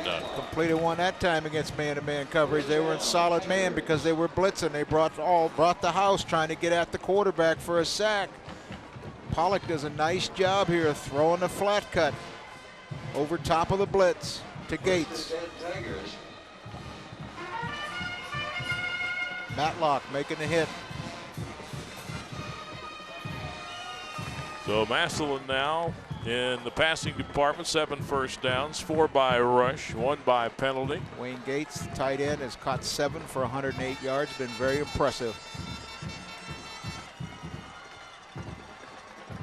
Four-man rush by the Raiders and tried to force that one in there. Pass is incomplete. Again to Gates, the tight end. He was pretty well covered. Incomplete pass. Gates has been their most consistent receiver. Copeland's made some catches too, but hasn't been all that consistent. He's dropped some and they've thrown bad ones to him and things of that nature. Second down, 10. Billy Relford had 15 catches. I think he was the Tigers' leading receiver coming into action tonight. I don't know how much offense he's played. I haven't seen him out there. No. Well, Copeland, here, let me check. Copeland had 19 catches coming into the game. That's based on total yardage here. Pollock throws off the fingertips, intercepted at the 25-yard line by Matlock. And he is out to the 48, off the fingertips of the intended receiver, Darian Hendricks, a junior. Raiders football. Looked to be catchable, thrown with some zip on it. Take a look at this video safari, a world of adventure for the entire family. Oh yeah, it's catchable football. Into the hands of Matlock. Again, zone coverage, they just let him overthrow him or whatever, play back and pick one off. So Harding, after their fourth interception, will go to the offense at the 47-yard line. Their own 47, they'll set up in the I. This is Richardson. His first carry tonight. We saw him rip one last week against McKinley, and Richardson to the outside. He's got speed. Taken out of bounds around the 32-yard line. It's their third tailback. His first carry tonight. I said one of the most impressive things I saw in Harding last week when we did the McKinley game on the radio was their depth. Another thing about Harding, though, boy, if they've lost Ferguson. Well, Ferguson's their ball control tailback. He's their 226. Yeah, wow. He's the guy they want to wad off tackle and eat up the clock with. On the 32-yard line. Football at the Massillion 32. First down for Harding. 6:37 left in the ball game. Ingram's gone all the way at quarterback. Short drop, throws, and almost intercepted. Knocked down by number 44. You can see there that is Zaliskans, outside linebacker. Well, they think they've got.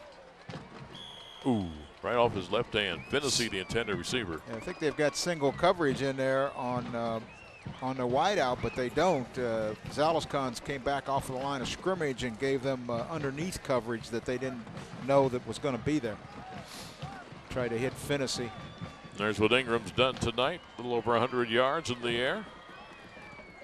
Handoff Richardson and taken down at the 30. Tailback counter, the counter gap play. I think it was Brock Himes, number 7, that reached in and grabbed him first. Well defense by the Tigers. Brock Himes responsible for that on that counter gap play. He has to, when he sees that tackle and guard pull, he has to get over there. He's done it consistently all night long and shut that play off.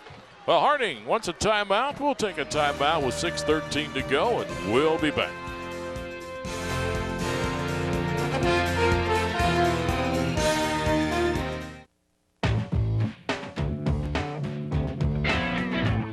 When you care about your car, you want to keep it protected. No one understands that like your State Farm agent.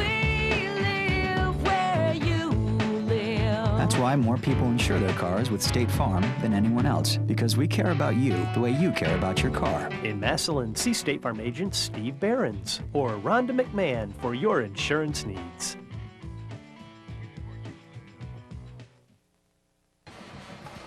On the downtown Ford scoreboard, Warren Harding on top 24/7. We remind you again about the Play It Again with Video Safari movie for tonight. It's The Hustler. Tune in to Fred and Pam Monday morning on 1480. And when you hear the mask for the Play It Again with Video Safari, the movie title, be the first caller with the correct answer. You'll win a free movie rental. That's from your friends at Video Safari. The Hustler. We should have 2 winners on Monday because last night we had a TV game, Friday night, and the movie was Caddyshack. So Caddyshack, Friday night. The Hustler on Saturday night. And Harding to the line of scrimmage.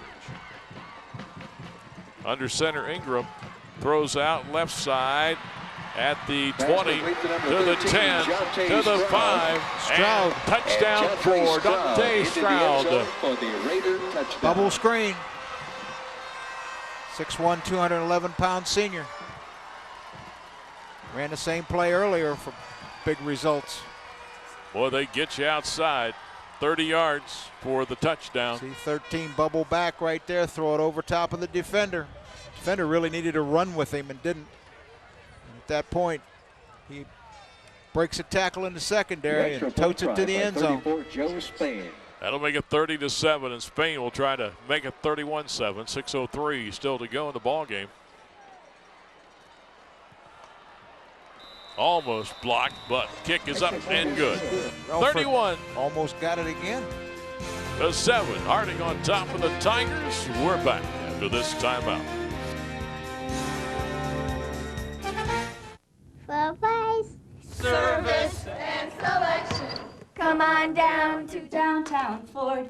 Games or gimmicks to satisfaction. Come on down to downtown Ford. For price, service, and selection. Come on down to downtown Ford. Come on down to downtown Ford. So come on down and see what all Stark County's singing about. Come on down to downtown Ford.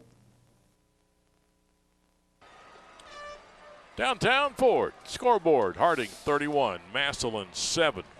Ingram tonight now with 10 out of 14 for 138 yards, and he's thrown a touchdown to Davis, touchdown to Sparks, touchdown to Sparks, and a touchdown to Stroud. So he's got 4 touchdown passes.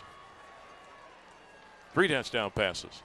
Oh, Davis, that's right. Davis, the first one was that 1-yard run.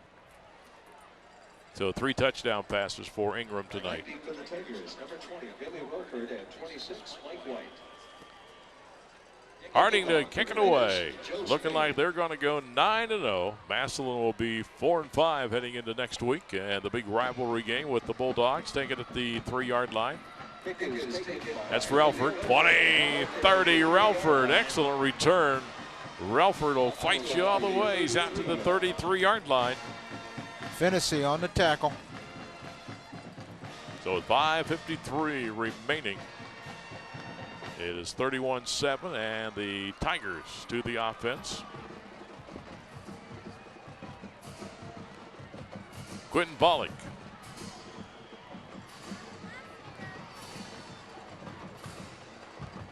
Will set up in the shotgun again. First and 10 Tigers. Taking about a couple of snaps tonight. He's taken. 4-man rush over the middle and incomplete. Gates, the intended receiver. The extra 2 receivers. Mauser came from the right side and ran a drag pattern, cross pattern under the linebackers, and then Gates ran off of him. A little rub-off play right over the middle. That's the first one I've seen Gates drop. He's had a good evening catching the football. 5:49 remaining to be played. Harding with the forefront look defensively. Pollock has time over the middle. Copeland grabbed it, tackled right away. First down. And Harding has stayed in zone this series the whole time. Ben Elser on the tackle. The ball at the 45-yard line. 3-man rush, dropping 8 people. A lot of time to throw. Football is on the 45-yard line. First down 10 for Massillion. They scored the very first time they had the football in the game. Out pattern, 50-yard line into Harding territory to the 48-yard line. And the pass is grabbed by Hendricks. Second catch in a row for Hendricks. Just an outcut into the sideline. Again, I think Harding content to sit back in zone coverage, let them have these underneath cuts because the clock keeps running. It's down to 5:25. Ball's at the 48. Second down, they need a couple. Pollock's going to throw again out pattern. Grabbed out of bounds at the 40-yard line. And it's Hendricks again with the catch.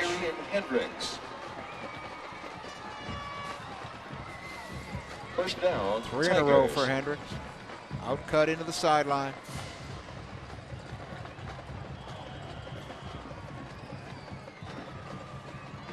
Pollock now has how many passes? My goodness. Up around 40? You know, they really can't go downfield very far. They just, now we're going to see man-to-man coverage underneath with a free safety. They have trips to the top. Pollock fumbles the snap, picks it up, has time, throws it, left sideline, got it. Relford. And Relford touchdown. Is in for the touchdown. It's a wheel route. Pollock fumbled the snap. Perfect call against man-to-man. Had time, kept his composure, and hit Relford, who did the rest. Relford's in the backfield here, coming out of the backfield.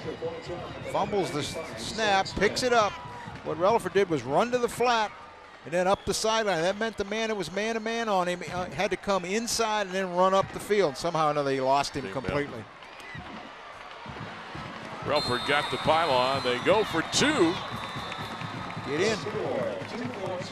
And it is good. Relford got the 2. That'll make it 31-15 with 5:16 to go, and we're back after this timeout.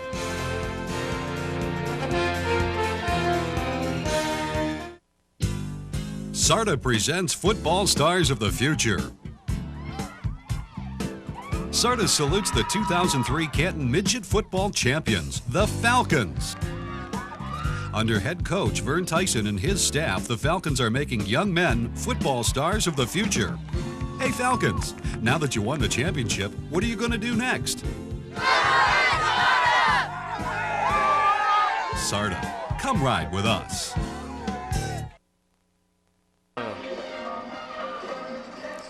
Downtown Ford scoreboard, 31-15. Quentin Pollock now.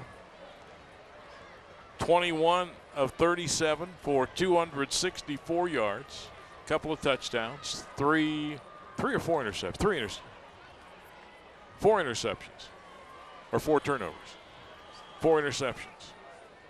And 1 fumble. So they've got 5 turnovers. 5:16 left to go.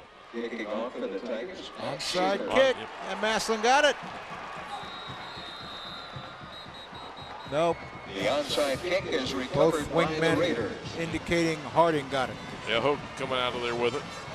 So Harding will have it at their 49-yard line, almost. Tiger football. Pretty sure Relford's the first one to touch it. There's the kick.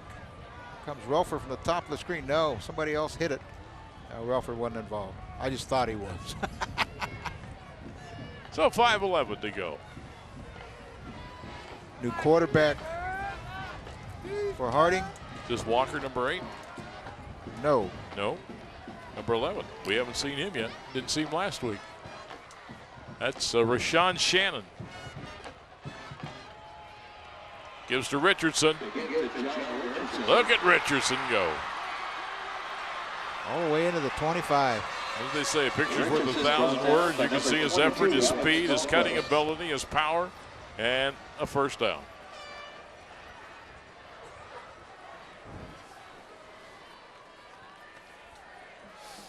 Ball at the 26 of the Tigers.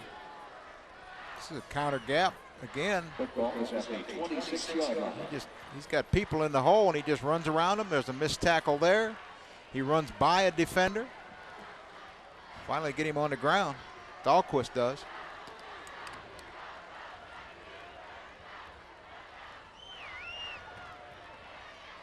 They're going to try to keep it on the ground. Richardson again, the ball carrier, and grabbed for about a yard loss. Be second down than 11. The only thing that Harding's interested in right now is running the clock. Yeah, it's at 4:22. Tackle on the play by Each team with 2 Pettis. timeouts left in the half. As you take a look at the scoreboard there, 31-15. Richardson, 10 yards of carry. Second down, 11. 666. I think we've got some new offensive linemen in there also doing Yeah, it. we've got a lot of number 2s in the game. John Richardson, the ball carrier. Richardson again.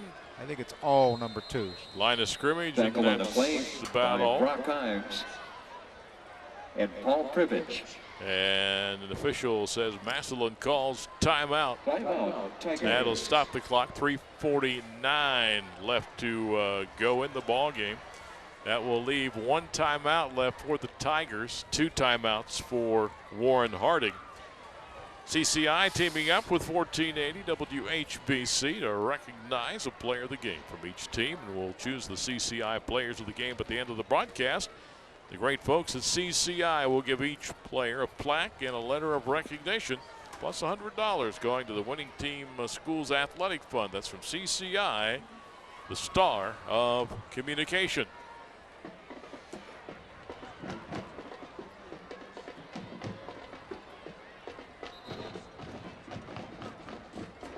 Take a look at Tom McDaniels. He was 11-6 against the Tigers when he was at McKinley. Boy, last year these two teams really gave us a great show. I still thought last year Massillion might have been a better team. They just had those penalties and turnovers and that state semi. And self-destructive. You know, but this year Harding definitely's got the talent. Well, a lot of those starters from Harding played last year. Lead this one 31-15. Shannon with the pitch, Richardson. And turn back in and down about the 28-yard line. That was 3rd down and 11. They're keeping it on the ground. And the Tigers are going to take their final timeout. That will stop the clock with 3:38 to go. Denny Kincaid really earning his statistician money tonight. All $1.50 of it. Yeah. But what, 40 passes for Pollock. They haven't run the ball much. They have 5, 10, 15 running plays. Well, Pollock's been sacked 5 times. Really, they've only run the ball 10 times tonight, 10 running plays. And out then of Pollock's, the whole night. Yeah, Pollock's 5 sacks, you might say. It gives them 15 running Pollock plays. had a great night. You know, he's thrown for 264, did you say? Yeah. But the 4 interceptions kind of negate all that. 7 catches for Gates for 108 yards. Who I thought played pretty well. Gates did. You know, Relford played well. Well, several players on both sides.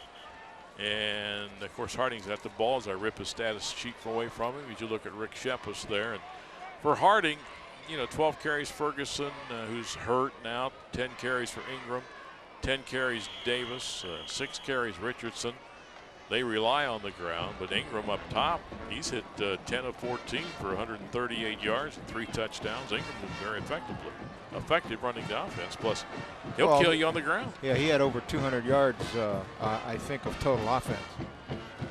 This is run all the way. Shannon to the 25. That was 4th and 12. Now, Massillion is out of timeouts as they will get the football. Last time they had it, they were effective moving it downfield with that out pass. They have 3:32 left. It's 31-15. Harding leads. Harding's putting their first defense back in the field, I think. Yes, they are. They're not going to. Well, you know, they're only 16 points, 2 points, 2 touchdowns, 2 They went conversions. with their second offense there. But they're not willing to take and use their second defense at this point.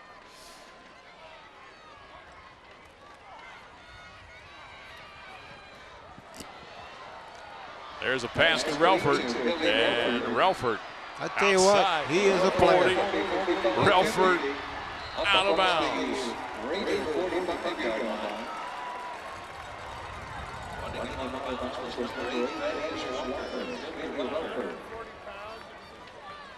I cannot understand how you can keep Relford out of the offensive lineup most of the time. I mean, he is. Or defensive lineup or special teams. I think he's a kid that basically, unless he's hurt, he needs to be on the field all the time.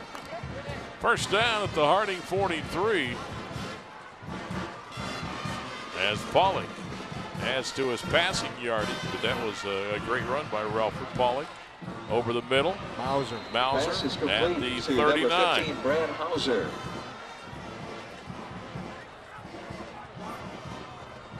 Three minutes, 7 seconds, clock moving. Again, Harding cannot, or Massillion cannot stop it. Ben Elser.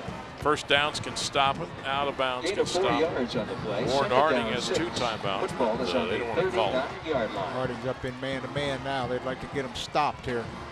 Trips to the left.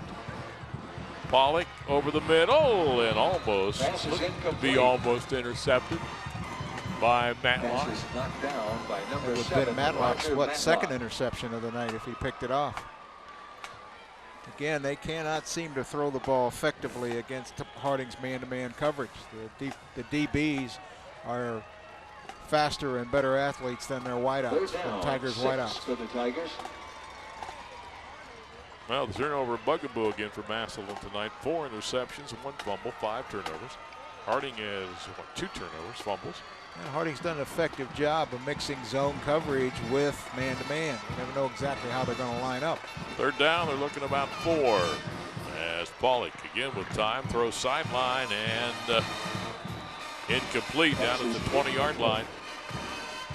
Trying to get it to Relford. Relford again.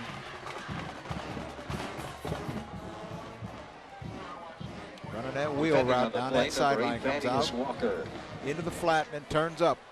Clock stops, 2 minutes 42 seconds to go. And it's 4th down coming up and 6.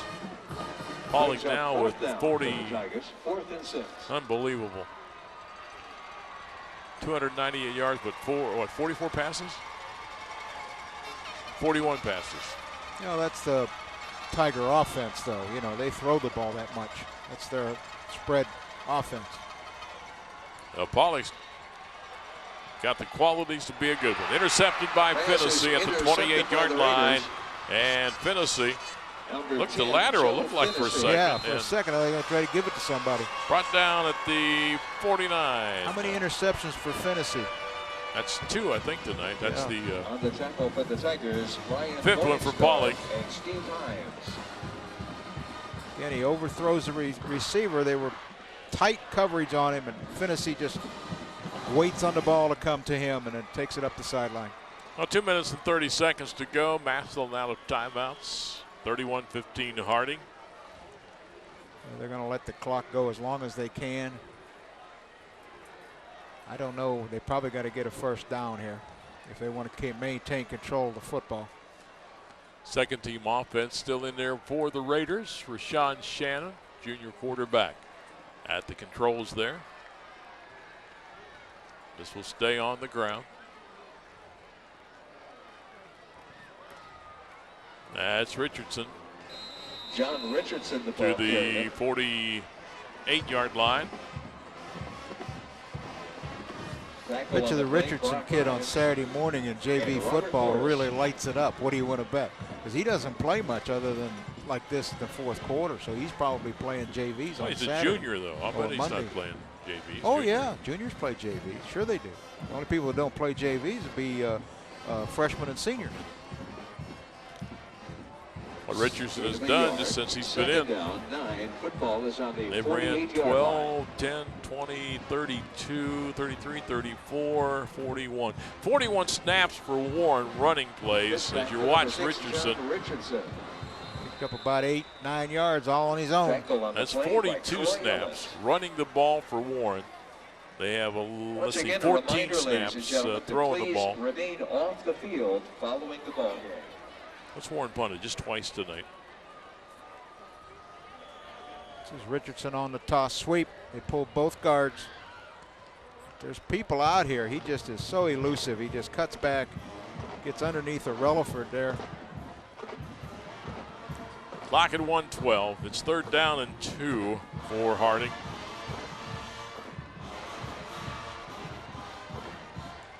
And Richardson got the first down. And that's gonna. That's 58 seconds left. Now all they got to do is take a knee. Clock stops while they move the chains. First down, Raiders. So you're going to have, let's say, bust one here, 31-15 final. It was 17-7 at the half in favor of Warren. 1st and 10 Raiders. Ball is on the 38-yard line. Ball at the 38. Victory formation. They're going to tail back 10 yards deep. 2 quarterback protectors. Steps back, takes a knee. And that could be the last. Well, I don't know. Depends on when they spot the ball. 35 seconds if they stand around and hold the ball. That's what they'll do. Or they spot it. And they spot it with 24 seconds. We won't have another play. 24. That's it, yeah. They just spotted. So that was the last play right there. So we're just going to watch the scoreboard clock run down. All they do is stay in the huddle now, and game's over.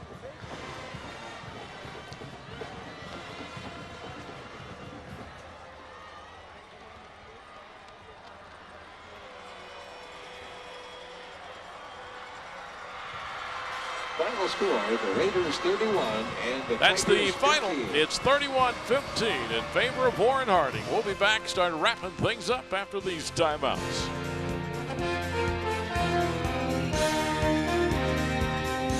Hi, I'm Jim Tressel, coach of the Ohio State Buckeyes. Football is a tradition in Stark County, and so is 1480 WHBC. So catch all the action of the Buckeyes every Saturday afternoon as the tradition of college football continues on your station for sports, 1480 WHBC.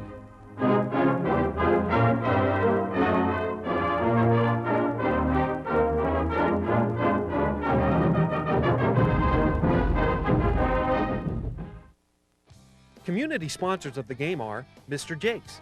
Mr. Jake's is equipped with a full line of cardiovascular and strength equipment for people of all ages, shapes, and sizes. Join us. We make exercising fun and effective. Mr. Jake's, your partner in creating a healthier you. American Window Products. With falling temperatures and rising gas prices, now is the time to call American Window Products. Manufactured in Massillion. Call Roger at 830-0274. The Massillion Office of Bank One.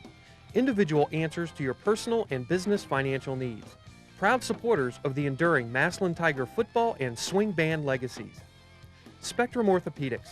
Spectrum Orthopedics, we've got you covered. Multiple locations to serve all your orthopedic and sports medicine needs. Serving all area hospitals. Visit us at www.spectrumortho.com. In a hurry and you need a store. Bell has what you're looking for. Gas, groceries, something to eat. Bell stores have what you need. Bell stores and Ceto. When you're on the go. It's game time, and a great time to visit your local Bell Store Citgo for game time munchies and the gas to get you there and back. Visit your local Bell Store Citgo today. Downtown Ford scoreboard, 31-15. Let's go down to Dan Belford. Daniel. Coach Tom McDaniel's with us. Big win, undefeated, but outcome what you expected tonight? Well, I'm most concerned about the injuries that occurred to about 4 of our kids. You know, we got 4 kids who, one maybe more seriously than we would like to think. But I'm real concerned about that. And obviously, you know, the block field goal and the 2 turnovers inside the red zone don't make me happy, but we're happy to get away with a win. Great respect I see from the kids on the field tonight. I saw you go over and talk to Billy Relford after the game, too. Well, I think he's a great player. I mean, he's the kind of kid that everybody would love to coach. I mean, he plays the game the way it's supposed to be played. He plays all out. He plays both ways. He plays on special teams. I just respect him as a player. First look at your team for us this year. We've heard so much about the offense with Manningham and so on, but you've got to be proud of the defense. These kids really stepped it up for you.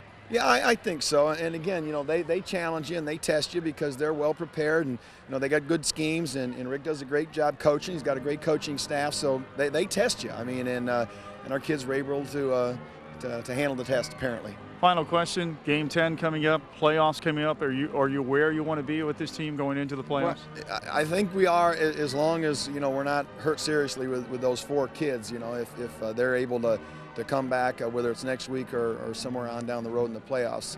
But I think we're making progress, and, you know, I think our best game is still in us out there somewhere, and, you know, you don't want to play it too early, so you know, that best game is out there somewhere. Tom, congratulations. Always a pleasure. Thank you very much. Appreciate it. All right, Tom McDaniels, guys, coach of Warren Harding. Back to you. All right, Bells, thank you, and thanks for your job on the sidelines as we start to wrap things up here. Tim's Tavern, always with a great catch of the day, and boy, we had a lot of catches tonight because we had a lot of balls in the air tonight. But we're going to give the catch of the game to a young man that Tom McDaniels was talking about right there toward the end of the game. Billy Relford with the catch and the run for the touchdown. It's a fumbled snap. gets picked up by the quarterback, and Relford came out of the backfield and ran down the sideline, lost his man totally, and catches the football on about the 15, heads for the pylon and manages to get in. Nice job. So your friends at Tim's Tavern will congratulate Billy Relford of Massillion on the catch for the touchdown and award him dinner for 4 at Tim's Tavern. Now we move to the CCI players of the game. The winning team will get a $100 donation to their athletic fund. That will be Warren Harding. The 2 players of the game will get a letter of recognition and a plaque. And for the Warren Harding Raiders, they've got some players, but their quarterback, Alex Ingram, the senior, sort of makes them go. And Coach Glass can comment on his athletic ability, but Denny shows me that Ingram ran for 84 yards, 8 yards a carry tonight, and he threw for 138 yards and 3 touchdowns. Yeah, the 3 scores, and you know, the running in the first half that was a big factor. They couldn't control him. He was running sweeps and off-tackle plays and draws, and they just couldn't control that aspect of Harding's offense, and that's essentially what cost them the ball game. And for the Massillion Tigers, first half, this man was all over the field, making a lot of tackles, and did some in the second half. But defensively, Brock Himes, senior linebacker, had a played pretty very solid well. game. Very well. I don't know that he had a 100% grade or anything like that. You got to look at the film and grade it. It's difficult to take a guy without statistics, but at the same time, I know he made the hit on many of the tailback counter plays and the off-tackle plays, and just all over the football field, and I thought played very well. So Brock Himes, the CCI player of the game for the Massillion Tigers. Wrapping it up, looking at the final statistics of this Harding win, 31-15. Well, we're looking at first downs. Massillion's got 14 first downs to Harding's 14. 298 yards passing to Harding's 138, but right here is the big factor. Rushing 276 yards for Harding, only 5 for Massillion. Turnovers also a big factor. Harding turned the ball over twice. Massillion turned it over 6 times. 5 of those interceptions and 1 fumble. And you can see the penalty yardage Penalty yardage, Harding had more penalties, but in the long run, I didn't think Harding was as sharp as they were when we saw them a week ago. I thought they were a little sloppy, particularly in the second half, but they are a real good football team. They have the capabilities in a real nose-to-nose, knockdown football game with 4 quarters of football. They have the abilities to go a long way. They won at 31-15. Thanks to Denny Kincaid, Dan Belford, and Glass folks at Image Video. Jim Johnson saying so long from Paul Brown Tiger Stadium.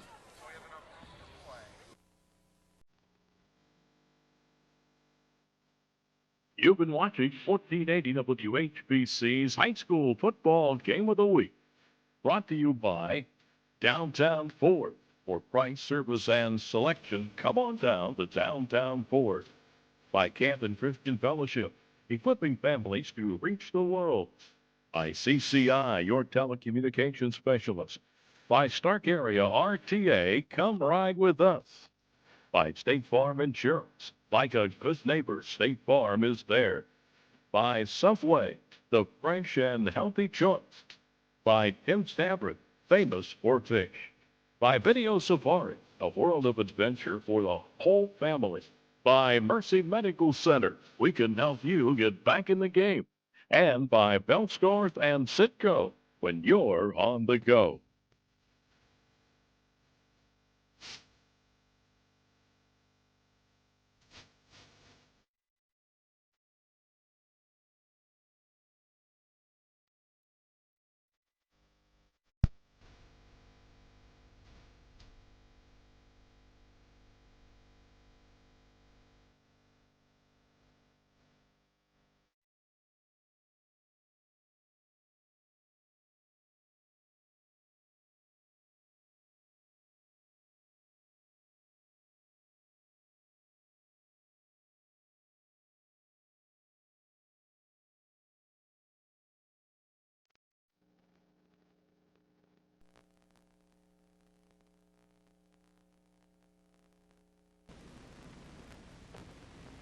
There, okay?